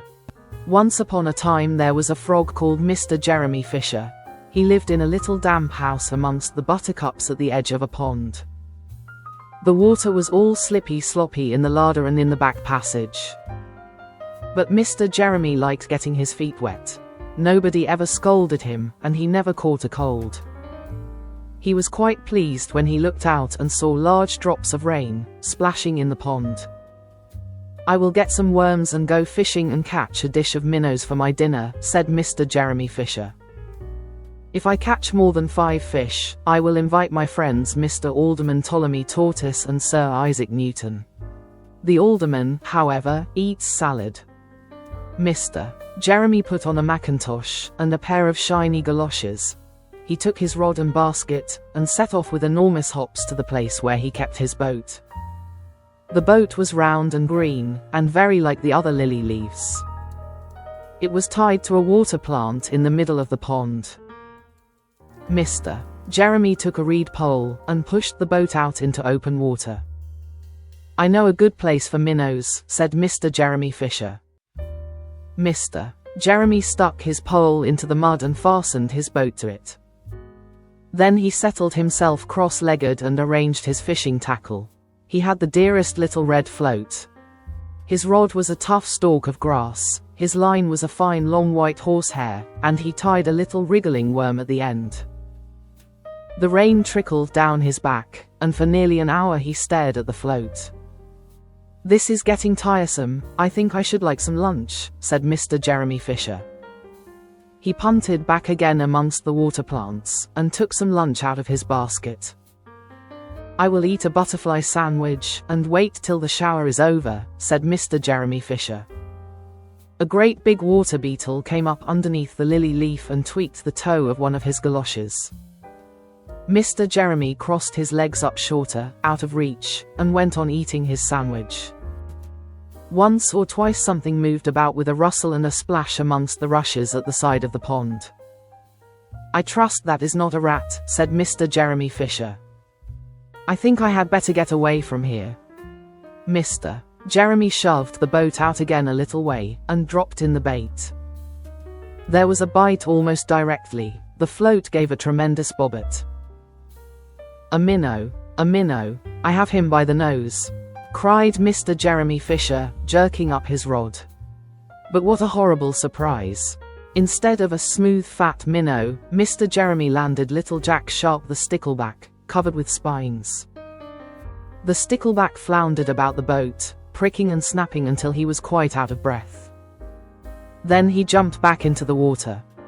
And a shoal of other little fishes put their heads out, and laughed at Mr. Jeremy Fisher. And while Mr. Jeremy sat disconsolately on the edge of his boat, sucking his sore fingers and peering down into the water, a much worse thing happened. A really frightful thing it would have been, if Mr. Jeremy had not been wearing a mackintosh. A great big enormous trout came up, kerpee-flop-op-op-op, with a splash. And it seized Mr. Jeremy with a snap, ow, ow, ow. And then it turned and dived down to the bottom of the pond. But the trout was so displeased with the taste of the mackintosh, that in less than half a minute it spat him out again. And the only thing it swallowed was Mr. Jeremy's galoshes. Mr. Jeremy bounced up to the surface of the water, like a cork and the bubbles out of a soda water bottle, and he swam with all his might to the edge of the pond. He scrambled out on the first bank he came to, and he hopped home across the meadow with his mackintosh all in tatters. What a mercy that was not a pike, said Mr. Jeremy Fisher. I have lost my rod and basket, but it does not much matter, for I am sure I should never have dared to go fishing again. He put some sticking plaster on his fingers, and his friends both came to dinner. He could not offer them fish, but he had something else in his larder. Sir Isaac Newton wore his black and gold waistcoat. And Mr. Alderman Ptolemy Tortoise brought a salad with him in a string bag. And instead of a nice dish of minnows, they had a roasted grasshopper with ladybird sauce, which frogs consider a beautiful treat, but I think it must have been nasty. The end. The Tale of Timmy Tiptoes. For Many Unknown Little Friends, including Monica. By Beatrix Potter. Once upon a time there was a little fat comfortable grey squirrel, called Timmy Tiptoes. He had a nest thatched with leaves in the top of a tall tree, and he had a little squirrel wife called Goody. Timmy Tiptoes sat out, enjoying the breeze. He whisked his tail and chuckled. Little wife Goody, the nuts are ripe. We must lay up a store for winter and spring. Goody Tiptoes was busy pushing moss under the thatch. The nest is so snug, we shall be sound asleep all winter. Then we shall wake up all the thinner, when there is nothing to eat in springtime, replied prudent Timothy. When Timmy and Goody Tiptoes came to the nut thicket, they found other squirrels were there already. Timmy took off his jacket and hung it on a twig. They worked away quietly by themselves. Every day they made several journeys and picked quantities of nuts. They carried them away in bags, and stored them in several hollow stumps near the tree where they had built their nest. When these stumps were full, they began to empty the bags into a hole high up a tree that had belonged to a woodpecker. The nuts rattled down, down, down inside. How shall you ever get 'em out again? It is like a money box, said Goody. I shall be much thinner before springtime, my love, said Timmy Tiptoes, peeping into the hole. They did collect quantities, because they did not lose them. Squirrels who bury their nuts in the ground lose more than half, because they cannot remember the place. The most forgetful squirrel in the wood was called Silvertail. He began to dig, and he could not remember. And then he dug again and found some nuts that did not belong to him, and there was a fight. And other squirrels began to dig, the whole wood was in commotion. Unfortunately, just at this time a flock of little birds flew by, from bush to bush, searching for green caterpillars and spiders. There were several sorts of little birds, twittering different songs. The first one sang, "Who's been digging up my nuts? Who's been digging up my nuts?" And another sang, "Little bit of bread and no cheese. Little bit of bread and no cheese." The squirrels followed and listened. The first little bird flew into the bush where Timmy and Goody Tiptoes were quietly tying up their bags, and it sang, "Who's been digging up my nuts? Who's been digging up my nuts?" Timmy Tiptoes went on with his work without replying. Indeed, the little bird did not expect an answer. It was only singing its natural song, and it meant nothing at all. But when the other squirrels heard that song, they rushed upon Timmy Tiptoes and cuffed and scratched him, and upset his bag of nuts. The innocent little bird which had caused all the mischief, flew away in a fright. Timmy rolled over and over, and then turned tail and fled towards his nest, followed by a crowd of squirrels shouting, "Who's been digging up my nuts?" They caught him and dragged him up the very same tree, where there was the little round hole, and they pushed him in. The hole was much too small for Timmy Tiptoes' figure. They squeezed him dreadfully, it was a wonder they did not break his ribs. "We will leave him here till he confesses," said Silvertail Squirrel, and he shouted into the hole, "Who's been digging up my nuts?" Timmy Tiptoes made no reply. He had tumbled down inside the tree, upon half a peck of nuts belonging to himself. He lay quite stunned and still. Goody Tiptoes picked up the nut bags and went home. She made a cup of tea for Timmy, but he didn't come and didn't come. Goody Tiptoes passed a lonely and unhappy night. Next morning she ventured back to the nut bushes to look for him, but the other unkind squirrels drove her away. She wandered all over the wood, calling, "Timmy Tiptoes, Timmy Tiptoes, oh, where is Timmy Tiptoes?" In the meantime Timmy Tiptoes came to his senses. He found himself tucked up in a little moss bed, very much in the dark, feeling sore. It seemed to be underground. Timmy coughed and groaned, because his ribs hurted him. There was a chirpy noise, and a small striped chipmunk appeared with a night light, and hoped he felt better. It was most kind to Timmy Tiptoes. It lent him its nightcap, and the house was full of provisions. The chipmunk explained that it had rained nuts through the top of the tree. "Besides, I found a few buried." It laughed and chuckled when it heard Timmy's story. While Timmy was confined to bed, it ticked him to eat quantities. "But how shall I ever get out through that hole unless I thin myself? My wife will be anxious."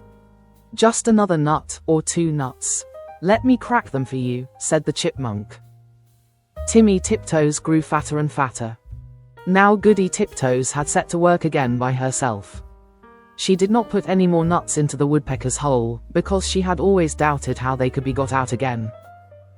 She hid them under a tree root. They rattled down, down, down. Once when Goody emptied an extra big bagful, there was a decided squeak.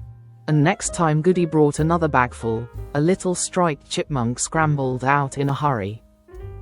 It is getting perfectly full up downstairs. The sitting room is full, and they are rolling along the passage, and my husband, Chippy Hackey, has run away and left me.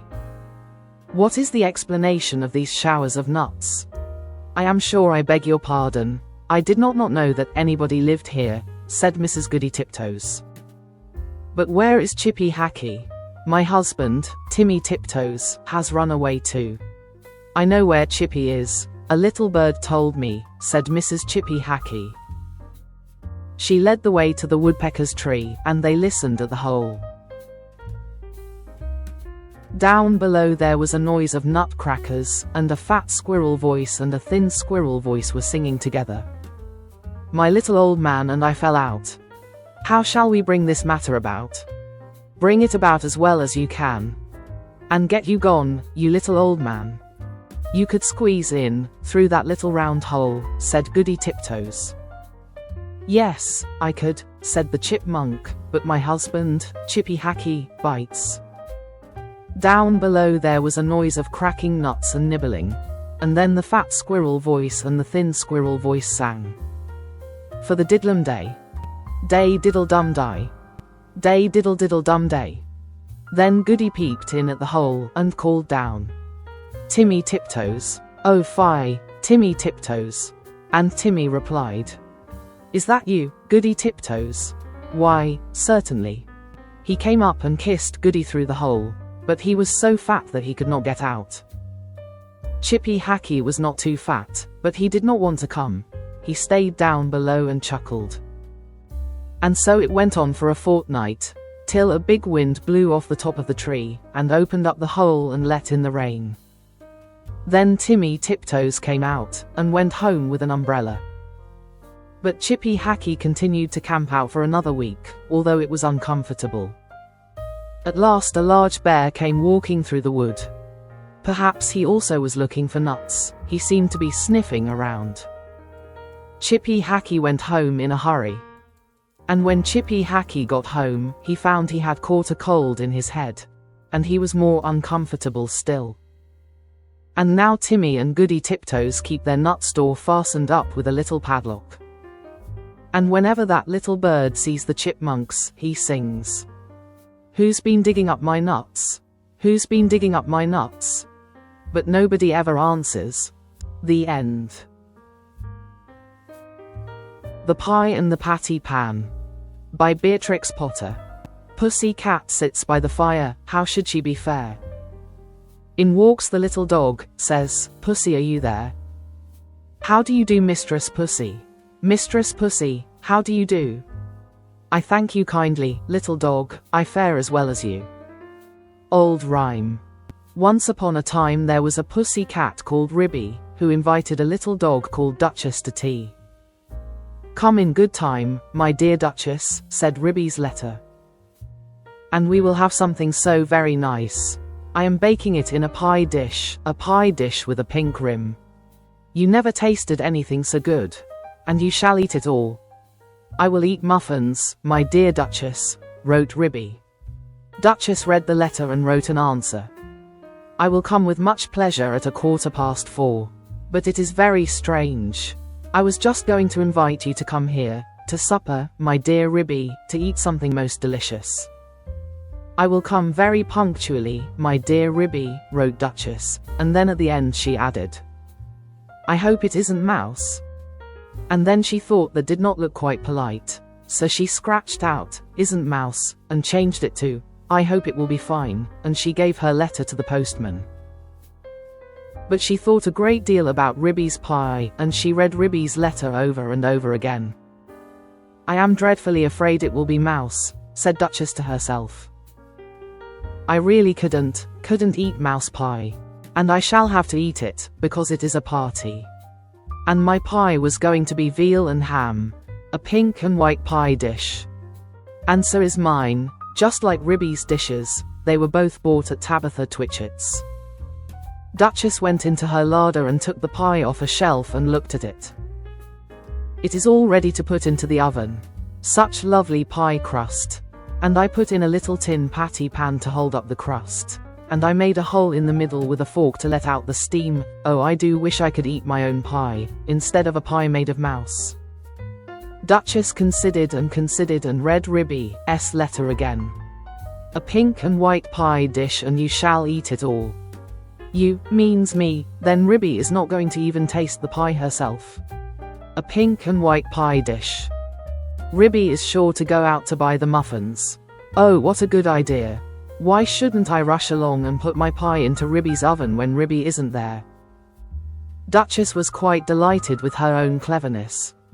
Ribby in the meantime had received Duchess's answer, and as soon as she was sure that the little dog would come, she popped her pie into the oven. There were 2 ovens, one above the other. Some other knobs and handles were only ornamental and not intended to open. Ribby put the pie into the lower oven. The door was very stiff. The top oven bakes too quickly, said Ribby to herself. It is a pie of the most delicate and tender mouse minced up with bacon. And I have taken out all the bones, because Duchess did nearly choke herself with a fish bone last time I gave a party. She eats a little fast, rather big mouthfuls.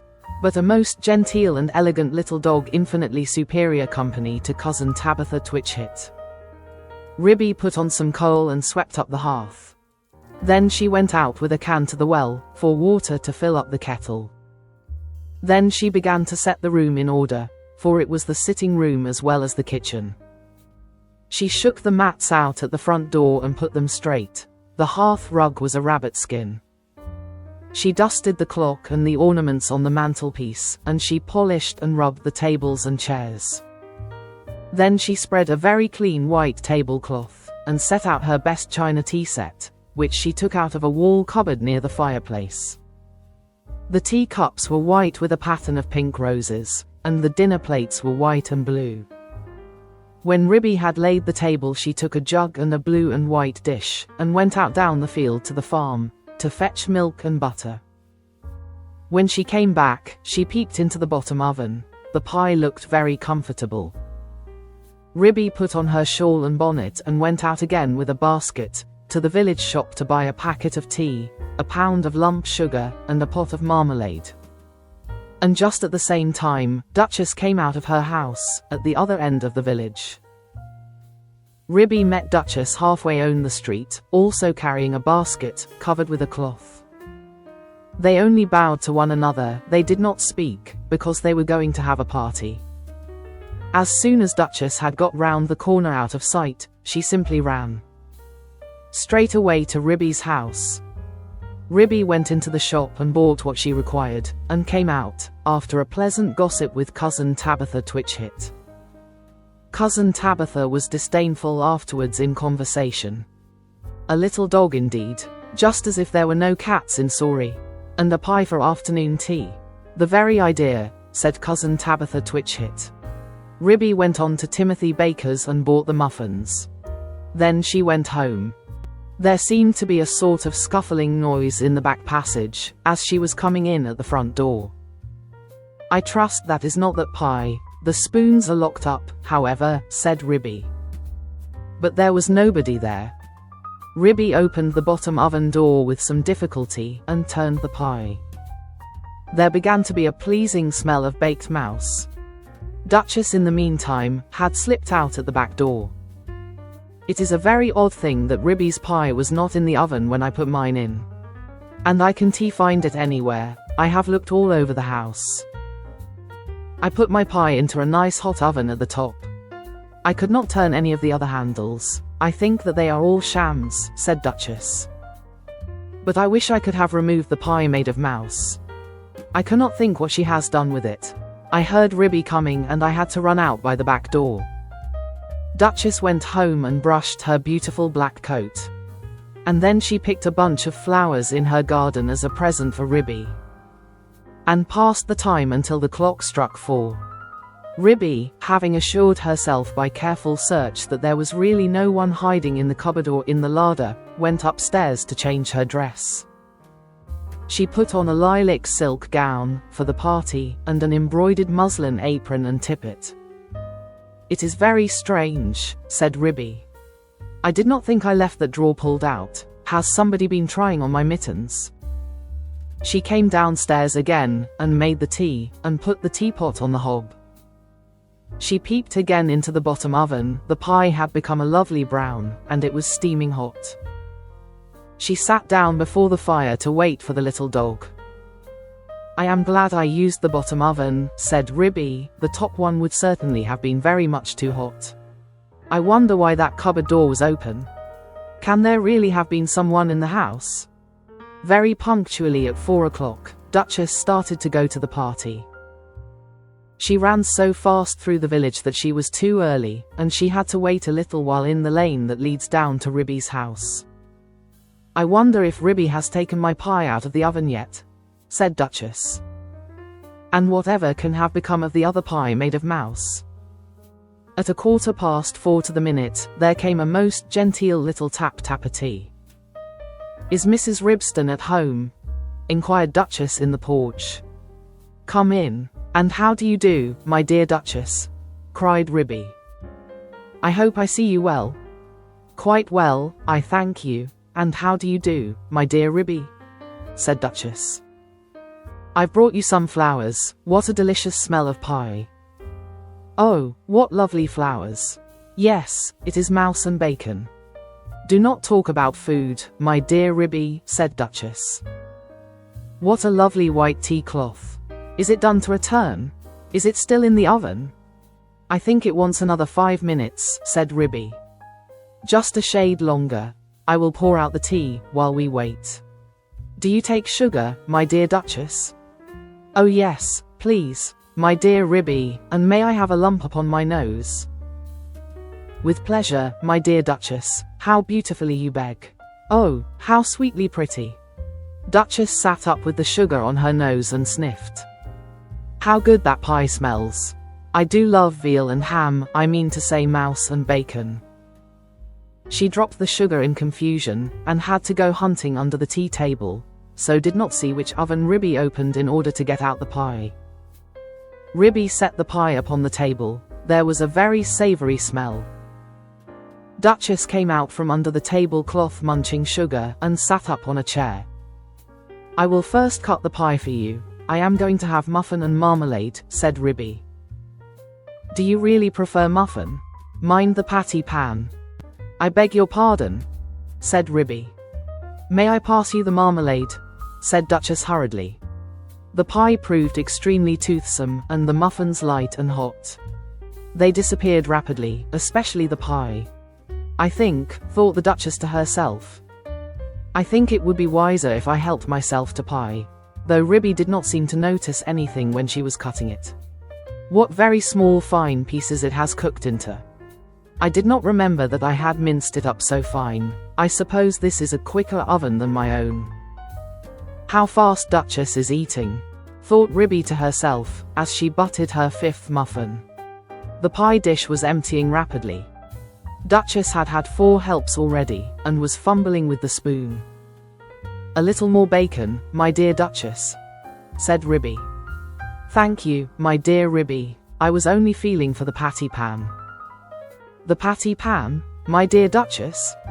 "The patty pan that held up the pie crust," said Duchess, blushing under her black coat. "Oh, I didn't put one in, my dear Duchess," said Ribby. "I don't think that it is necessary in pies made of mouse." Duchess fumbled with the spoon. "I can't find it," she said anxiously. "There isn't a patty pan," said Ribby, looking perplexed. "Yes, indeed, my dear Ribby. Where can it have gone to?" said Duchess. "There most certainly is not one, my dear Duchess. I disapprove of tin articles in puddings and pies. It is most undesirable, especially when people swallow in lumps," she added in a lower voice. Duchess looked very much alarmed, and continued to scoop the inside of the pie dish. My great-aunt Squintina, grandmother of cousin Tabitha Twitchit, died of a thimble in a Christmas plum pudding. I never put any article of metal in my puddings or pies. Duchess looked aghast, and tilted up the pie dish. I have only 4 patty pans, and they are all in the cupboard. Duchess set up a howl. I shall die, I shall die, I have swallowed a patty pan. Oh, my dear Ribby, I do feel so ill. It is impossible, my dear Duchess, there was not a patty pan. Duchess moaned and whined and rocked herself about. Oh, I feel so dreadful. I have swallowed a patty pan. There was nothing in the pie, said Ribby severely. Yes, there was, my dear Ribby, I am sure I have swallowed it. Let me prop you up with a pillow, my dear Duchess. Where do you think you feel it? Oh, I do feel so ill all over me, my dear Ribby. I have swallowed a large tin patty pan with a sharp scalloped edge. Shall I run for the doctor? I will just lock up the spoons. Oh yes, yes. Fetch Dr. Maggotty, my dear Ribby. He is a pie himself, he will certainly understand. Ribby settled Duchess in an armchair before the fire, and went out and hurried to the village to look for the doctor. She found him at the smithy. He was occupied in putting rusty nails into a bottle of ink, which he had obtained at the post office. Gammon, ha, ha, said he, with his head on one side. Ribby explained that her guest had swallowed a patty pan. Spinach, ha, ha, said he, and accompanied her with alacrity. He hopped so fast that Ribby had to run. It was most conspicuous. All the village could see that Ribby was fetching the doctor. I knew they would overeat themselves, said cousin Tabitha Twitchit. But while Ribby had been hunting for the doctor, a curious thing had happened to Duchess, who had been left by herself, sitting before the fire, sighing and groaning and feeling very unhappy. How could I have swallowed it? Such a large thing as a patty pan. She got up and went to the table, and felt inside the pie dish again with a spoon. No, there is no patty pan, and I put one in. And nobody has eaten pie except me, so I must have swallowed it. She sat down again, and stared mournfully at the grate. The fire crackled and danced, and something sizzled. Duchess started. She opened the door of the top oven, out came a rich steamy flavour of veal and ham, and there stood a fine brown pie, and through a hole in the top of the pie crust there was a glimpse of a little tin patty pan. Duchess drew a long breath. Then I must have been eating mouse. No wonder I feel ill. But perhaps I should feel worse if I had really swallowed a patty pan. Duchess reflected. What a very awkward thing to have to explain to Ribby. I think I will put my pie in the backyard and say nothing about it. When I go home, I will run round and take it away. She put it outside the back door, and sat down again by the fire, and shut her eyes. When Ribby arrived with the doctor, she seemed fast asleep. Gammon, ha, ha, said the doctor. I am feeling very much better, said Duchess, waking up with a jump. I am truly glad to hear it. He has brought you a pill, my dear Duchess.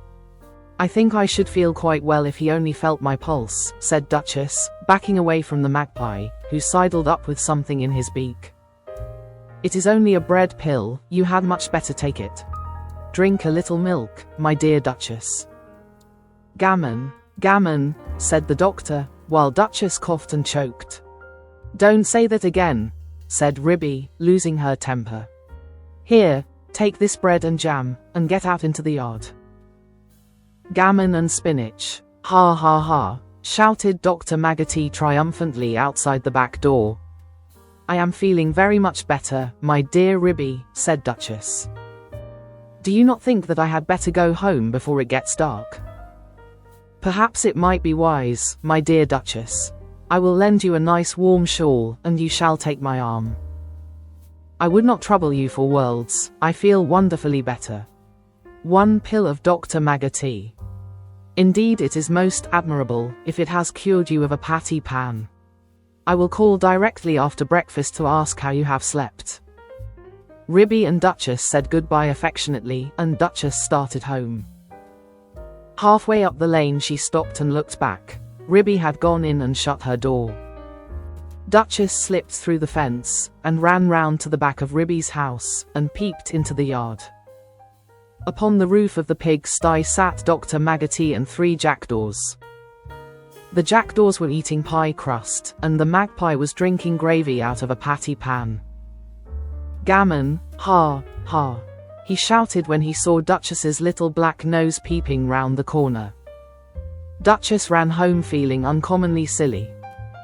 When Ribby came out for a pail full of water to wash up the tea things, she found a pink and white pie dish lying smashed in the middle of the yard. The patty pan was under the pump, where Drive Maggoty had considerately left it. Ribby stared with amazement. "Did you ever see the like? So there really was a patty pan? But my patty pans are all in the kitchen cupboard. Well, I never did. Next time I want to give a party, I will invite Cousin Tabitha Twitch Hit." The end.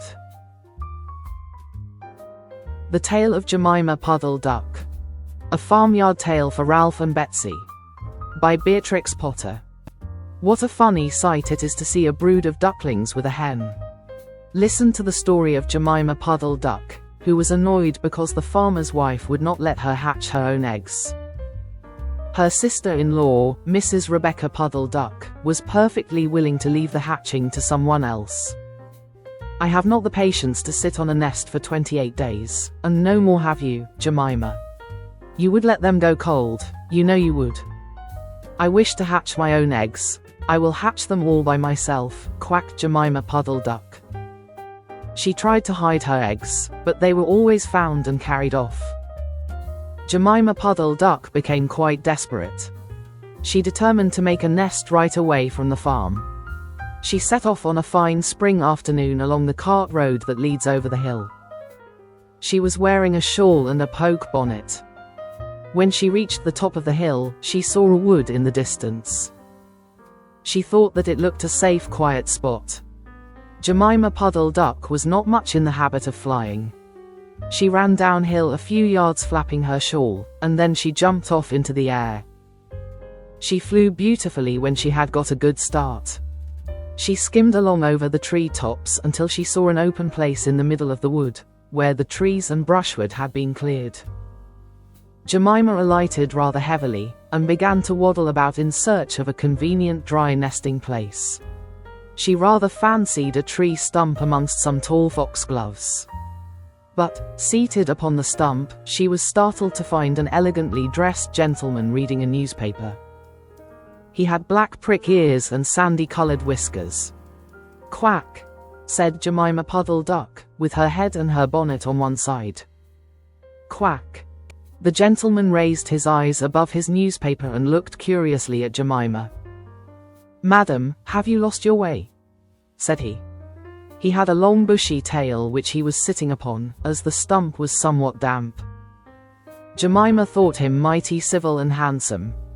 She explained that she had not lost her way, but that she was trying to find a convenient dry nesting place.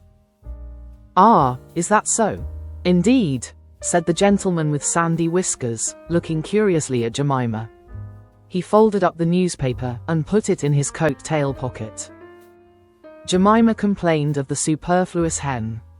"Indeed, how interesting. I wish I could meet with that fowl. I would teach it to mind its own business. But as to a nest, there is no difficulty. I have a sackful of feathers in my woodshed. No, my dear madam, you will be in nobody's way. You may sit there as long as you like," said the bushy long-tailed gentleman. He led the way to a very retired, dismal-looking house amongst the foxgloves. It was built of faggots and turf, and there were 2 broken pails, one on top of another, by way of a chimney. "This is my summer residence. You would not find my winter house, so convenient," said the hospitable gentleman. There was a tumble-down shed at the back of the house, made of old soap boxes. The gentleman opened the door, and showed Jemima in. The shed was almost quite full of feathers, It was almost suffocating, but it was comfortable and very soft. Jemima Puddle-Duck was rather surprised to find such a vast quantity of feathers. But it was very comfortable, and she made a nest without any trouble at all. When she came out, the sandy-whiskered gentleman was sitting on a log reading the newspaper. At least he had it spread out, but he was looking over the top of it. He was so polite that he seemed almost sorry to let Jemima go home for the night. He promised to take great care of her nest until she came back again next day. He said he loved eggs and ducklings. He should be proud to see a fine nestful in his woodshed. Jemima Puddle-Duck came every afternoon. She laid 9 eggs in the nest. They were greeny white and very large. The foxy gentleman admired them immensely. He used to turn them over and count them when Jemima was not there. At last Jemima told him that she intended to begin to sit next day. "And I will bring a bag of corn with me, so that I need never leave my nest until the eggs are hatched. They might catch cold," said the conscientious Jemima. "Madam, I beg you not to trouble yourself with a bag. I will provide oats. But before you commence your tedious sitting, I intend to give you a treat. Let us have a dinner party all to ourselves. May I ask you to bring up some herbs from the farm garden to make a savory omelette? Sage and thyme, and mint and 2 onions, and some parsley." "I will provide lard for the stuff, lard for the omelette," said the hospitable gentleman with sandy whiskers. Jemima Puddle-Duck was a simpleton. Not even the mention of sage and onions made her suspicious. She went round the farm garden, nibbling off snippets of all the different sorts of herbs that are used for stuffing roast duck. And she waddled into the kitchen and got 2 onions out of a basket. The collie dog met her coming out. "What are you doing with those onions? Where do you go every afternoon by yourself, Jemima Puddle-Duck?" Jemima was rather in awe of the collie. She told him the whole story. The collie listened, with his wise head on one side. He grinned when she described the polite gentleman with sandy whiskers. He asked several questions about the wood, and about the exact position of the house and shed. Then he went out, and trotted down the village. He went to look for 2 foxhound puppies who were out at walk with the butcher. Jemima Puddle-Duck went up the cart road for the last time, on a sunny afternoon. She was rather burdened with bunches of herbs and 2 onions in a bag. She flew over the wood, and alighted opposite the house of the bushy long-tailed gentleman. He was sitting on a log. He sniffed the air, and kept glancing uneasily round the wood. When Jemima alighted he quite jumped. "Come into the house as soon as you have looked at your eggs. Give me the herbs for the omelette. Be sharp." He was rather abrupt. Jemima Puddle-Duck had never heard him speak like that. She felt surprised, and uncomfortable. While she was inside she heard pattering feet round the back of the shed. Someone with a black nose sniffed at the bottom of the door, and then locked it. Jemima became much alarmed. A moment afterwards there were most awful noises, barking, baying, growls and howls, squealing and groans. And nothing more was ever seen of that foxy whiskered gentleman. Presently Kep opened the door of the shed, and let out Jemima Puddle-Duck. Unfortunately the puppies rushed in and gobbled up all the eggs before he could stop them. He had a bite on his ear and both the puppies were limping. Jemima Puddle-Duck was escorted home in tears on account of those eggs. She laid some more in June, and she was permitted to keep them herself, but only 4 of them hatched.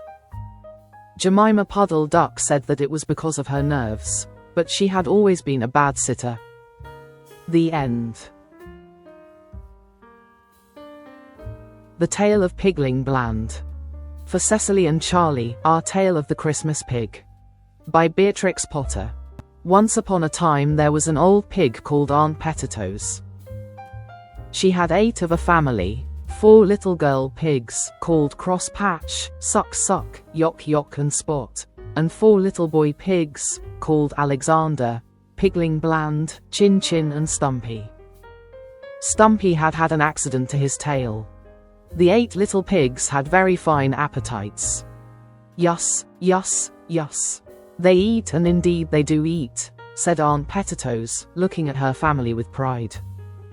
Suddenly there were fearful squeals. Alexander had squeezed inside the hoops of the pig trough and stuck.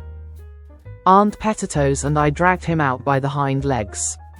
Chin Chin was already in disgrace. It was washing day, and he had eaten a piece of soap.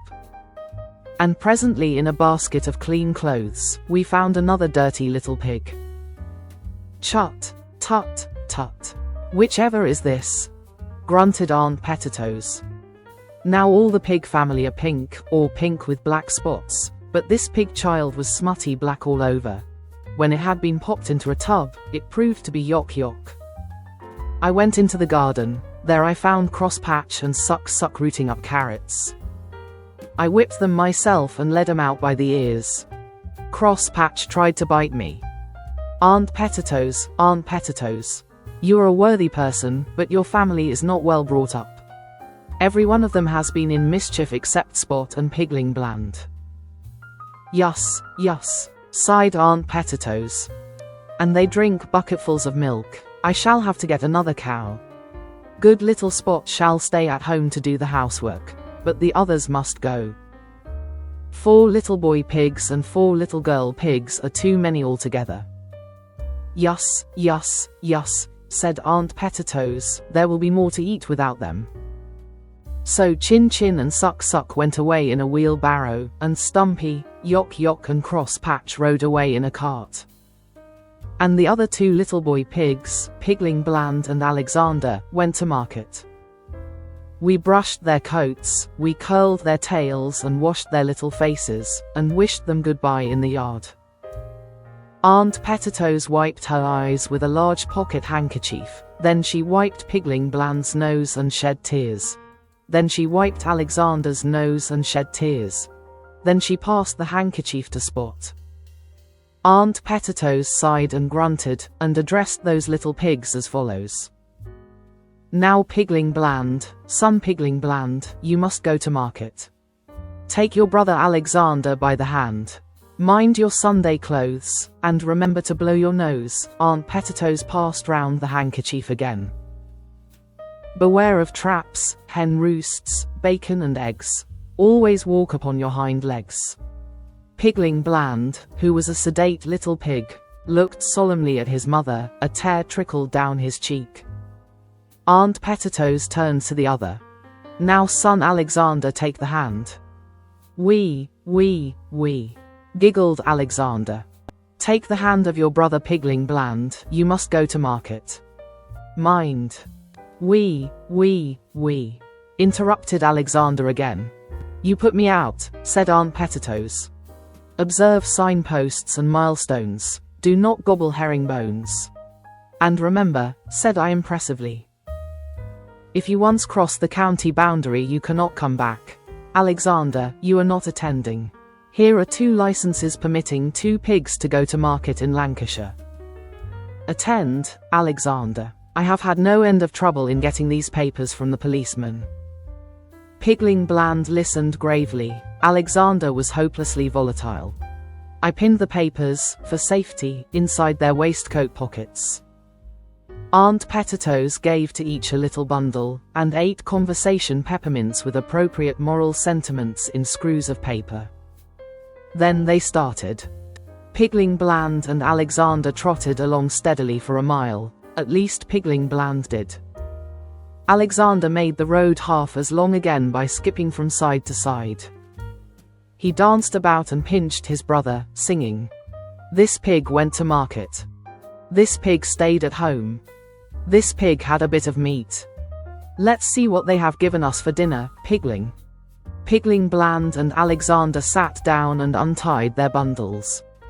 Alexander gobbled up his dinner in no time. He had already eaten all his own peppermints. Give me one of yours, please, Pigling. But I wish to preserve them for emergencies, said Pigling Bland doubtfully. Alexander went into squeals of laughter. Then he pricked Pigling with the pin that had fastened his pig paper. and when Pigling slapped him he dropped the pin, and tried to take Pigling's pin, and the papers got mixed up. Pigling bland reproved Alexander. But presently they made it up again, and trotted away together, singing. Tom, Tom, the piper's son, stole a pig. And away he ran. But all the tune that he could play was, over the hills and far away.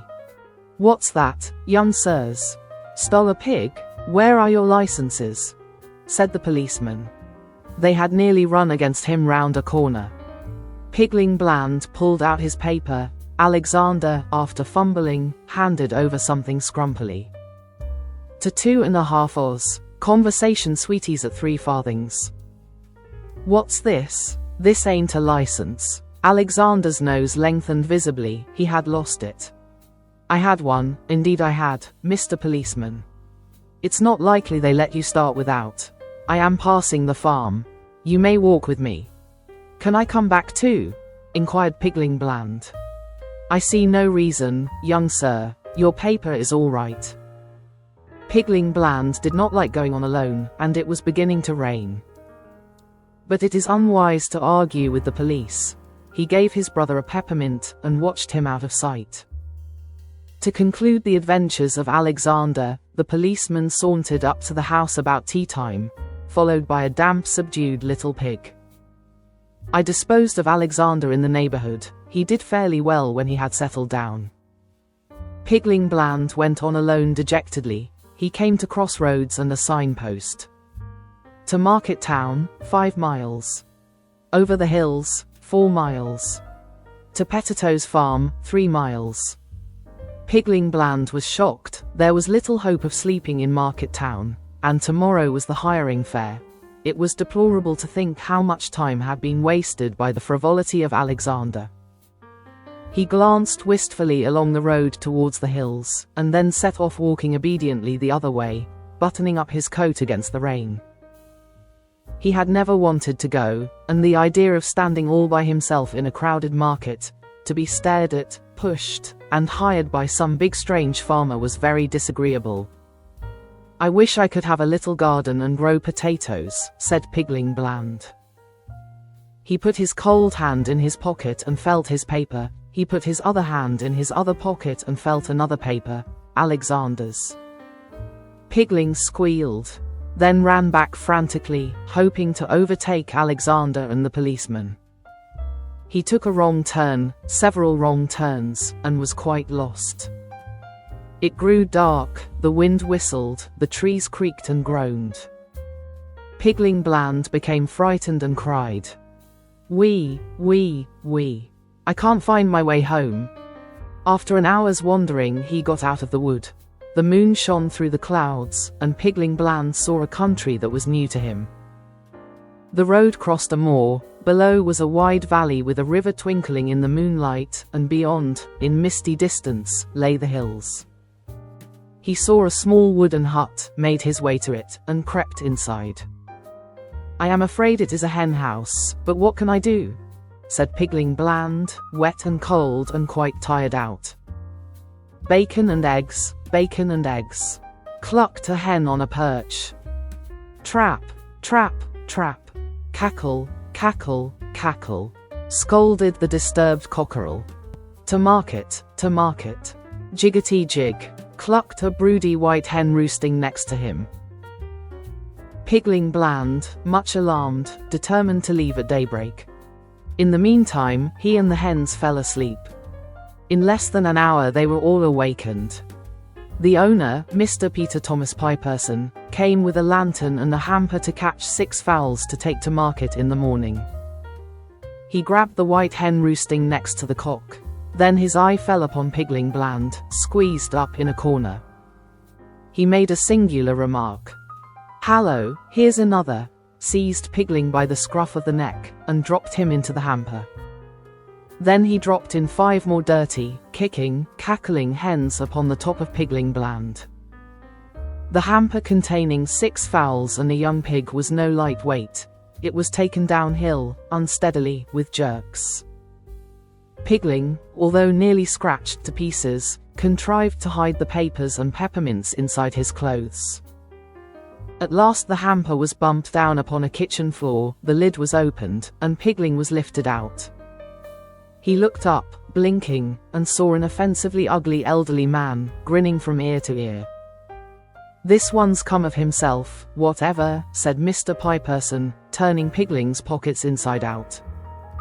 He pushed the hamper into a corner, threw a sack over it to keep the hens quiet, put a pot on the fire, and unlaced his boots.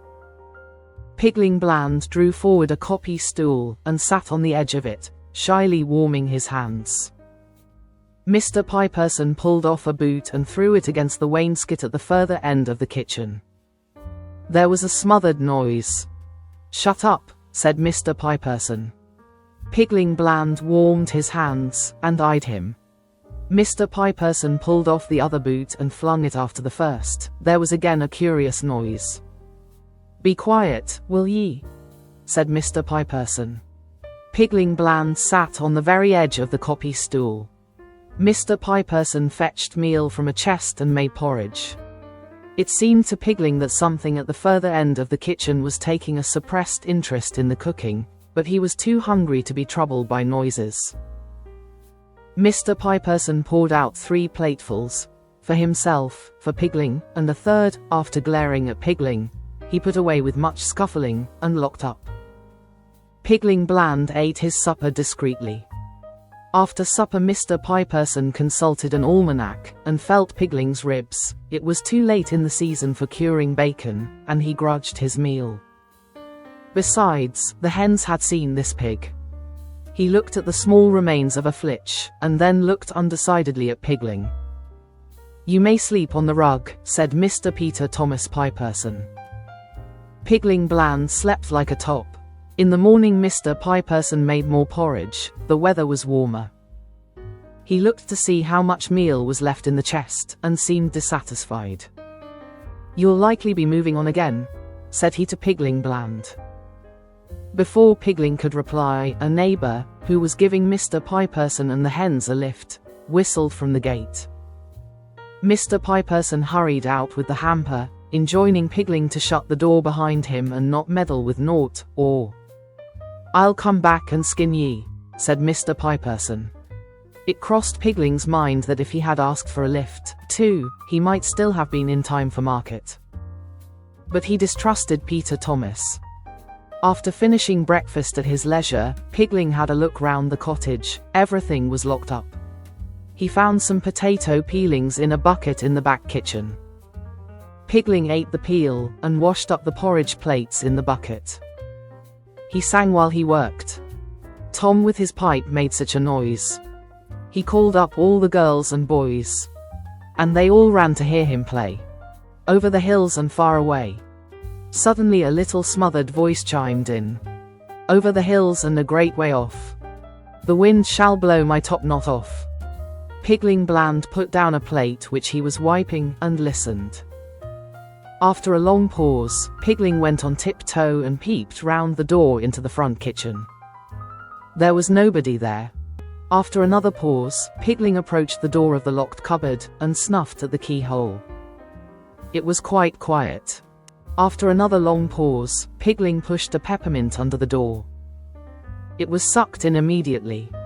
In the course of the day Pigling pushed in all the remaining 6 peppermints. When Mr. Pieperson returned, he found Pigling sitting before the fire. He had brushed up the hearth and put on the pot to boil. The meal was not yet at table. Mr. Pieperson was very affable. He slapped Pigling on the back, made lots of porridge and forgot to lock the meal chest. He did lock the cupboard door, but without properly shutting it. He went to bed early, and told Pigling upon no account to disturb him next day before 12 o'clock. Pigling Bland sat by the fire, eating his supper. All at once at his elbow, a little voice spoke. "My name is Pigwig. Make me more porridge, please." Pigling Bland jumped, and looked round. A perfectly lovely little black Berkshire pig stood smiling beside him. She had twinkly little screwed-up eyes, a double chin, and a short turned-up nose. She pointed at Pigling's plate. He hastily gave it to her, and fled to the meal chest. "How did you come here?" asked Pigling Bland. Stolen, replied Pigwig, with her mouth full. Pigling helped himself to meal without scruple. What for? Bacon, hams, replied Pigwig cheerfully.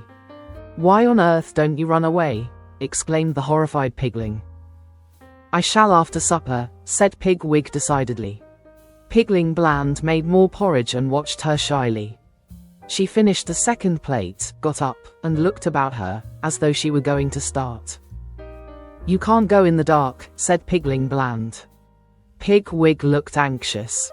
Do you know your way by daylight? I know we can see this little white house from the hills across the river. Which way are you going, Mr. Pig? To market. I have 2 pig papers. I might take you to the bridge, if you have no objection, said Pigling, much confused and sitting on the edge of his copy stool. Pigwig's gratitude was such, and she asked so many questions, that it became embarrassing to Pigling Bland. He was obliged to shut his eyes and pretend to sleep. She became quiet, and there was a smell of peppermint. I thought you had eaten him, said Pigling, waking suddenly. Only the corners, replied Pigwig, studying the sentiments with much interest by the firelight. I wish you wouldn't. He might smell them through the ceiling, said the alarmed Pigling. Pigwig put back the sticky peppermints into her pocket. Sing something, she demanded. I am sorry. I have toothache, said Pigling, much dismayed. Then I will sing, replied Pigwig. You will not mind if I say iddy-tee-dee-ditty. I have forgotten some of the words. Pigling Bland made no objection. He sat with his eyes half shut and watched her. She wagged her head and rocked about, clapping time and singing in a sweet little grunty voice. A funny old mother pig lived in a sty, and 3 little piggies had she.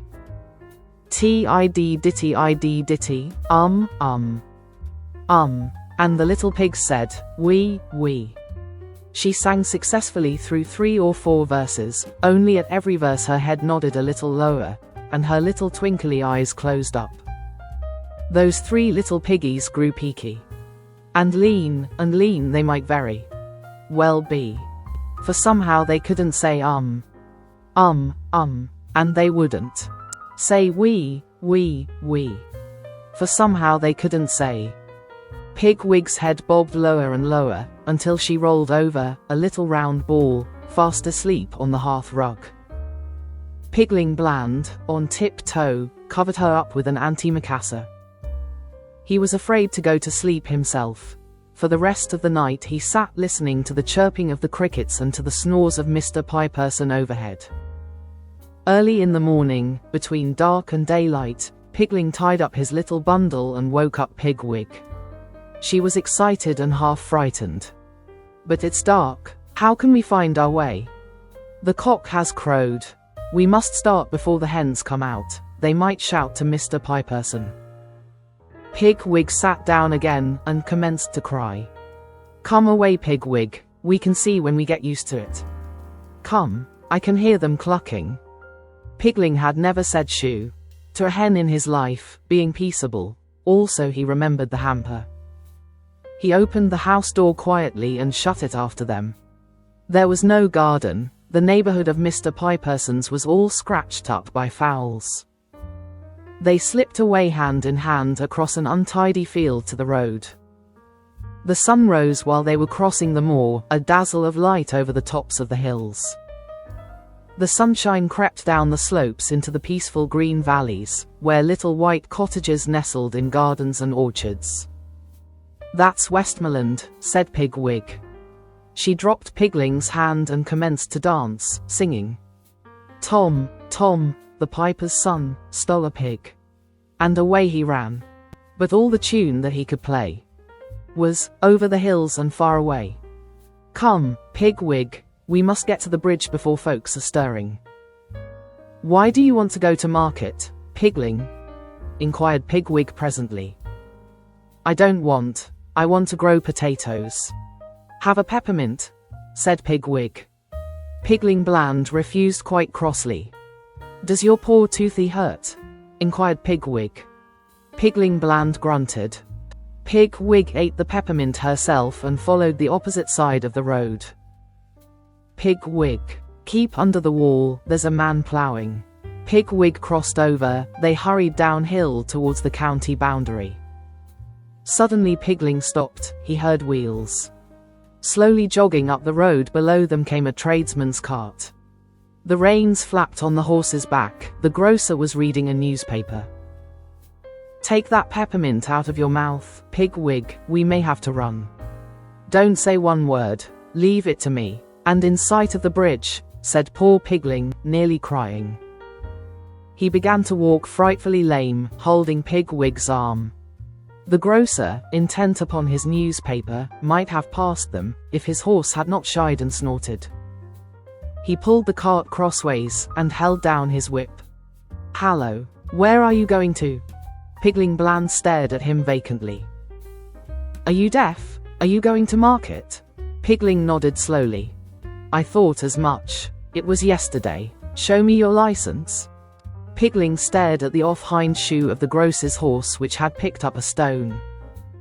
The grocer flicked his whip. Papers. Pig license. Pigling fumbled in all his pockets, and handed up the papers. The grocer read them, but still seemed dissatisfied. This here pig is a young lady, is her name Alexander? Pigwig opened her mouth and shut it again. Pigling coughed asthmatically. The grocer ran his finger down the advertisement column of his newspaper. Lost, stolen or strayed, tens. Reward. He looked suspiciously at Pigwig. Then he stood up in the trap, and whistled for the ploughman. You wait here while I drive on and speak to him, said the grocer, gathering up the reins. He knew that pigs are slippery, but surely, such a very lame pig could never run. Not yet, Pigwig, he will look back. The grocer did so, he saw the two pigs' stock still in the middle of the road. Then he looked over at his horse's heels, it was lame also. The stone took some time to knock out, after he got to the ploughman. Now, Pigwig, now, said Pigling Bland. Never did any pigs run as these pigs ran. They raced and squealed and pelted down the long white hill towards the bridge. Little fat Pigwig's petticoats fluttered, and her feet went pitter, patter, pitter, as she bounded and jumped. They ran, and they ran, and they ran down the hill, and across a short cut on level green turf at the bottom, between pebble beds and rushes. They came to the river, they came to the bridge, they crossed it hand in hand, then over the hills and far away she danced with Pigling Bland. The end.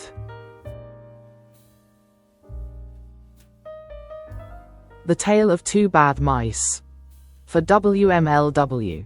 The Little Girl Who Had the Doll House. By Beatrix Potter.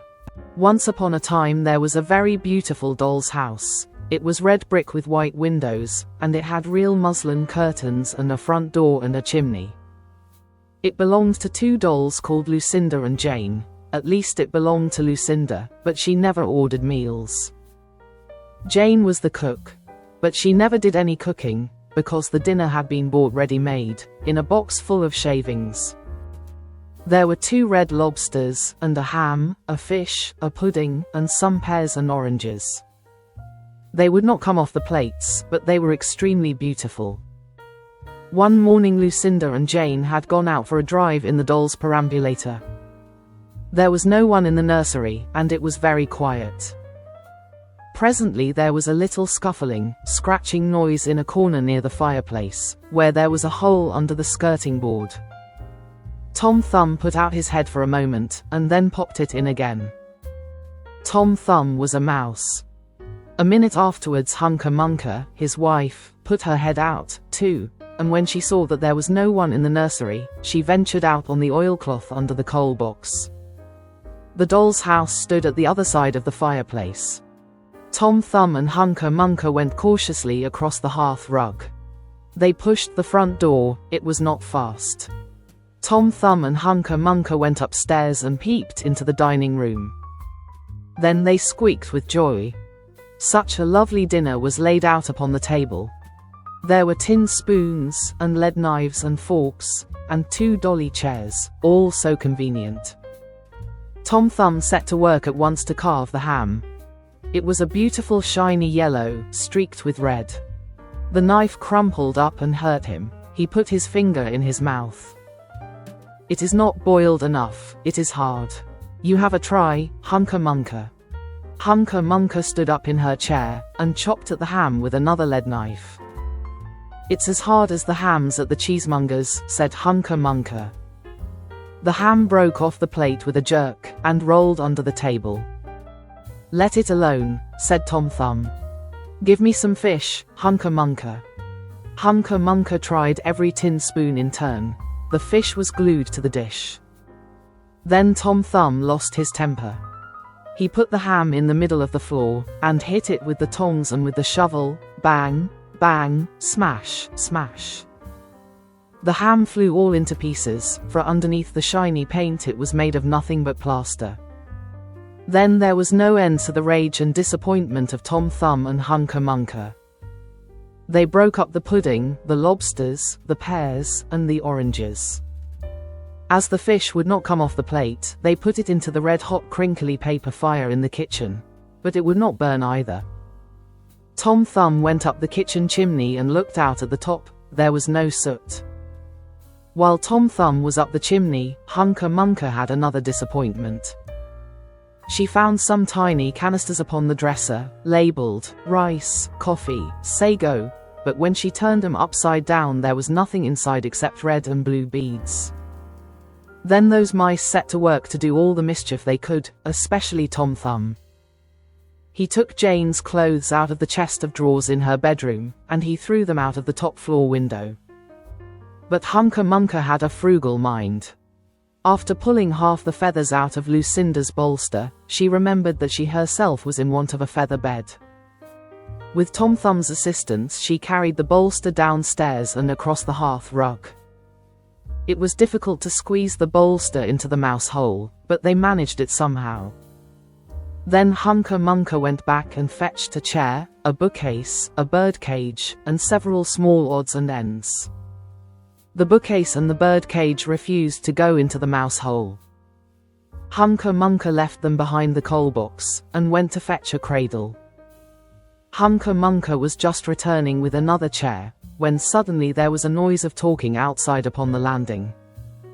The mice rushed back to their hole, and the dolls came into the nursery. What a sight met the eyes of Jane and Lucinda! Lucinda sat upon the upset kitchen stove and stared, and Jane leaned against the kitchen dresser and smiled, but neither of them made any remark. The bookcase and the birdcage were rescued from under the coal box, but Hunca Munca has got the cradle and some of Lucinda's clothes. She also has some useful pots and pans, and several other things. The little girl that the doll's house belonged to said, "I will get a doll dressed like a policeman." But the nurse said, "I will set a mouse trap." So that is the story of the two bad mice. But they were not so very, very naughty after all, because Tom Thumb paid for everything he broke.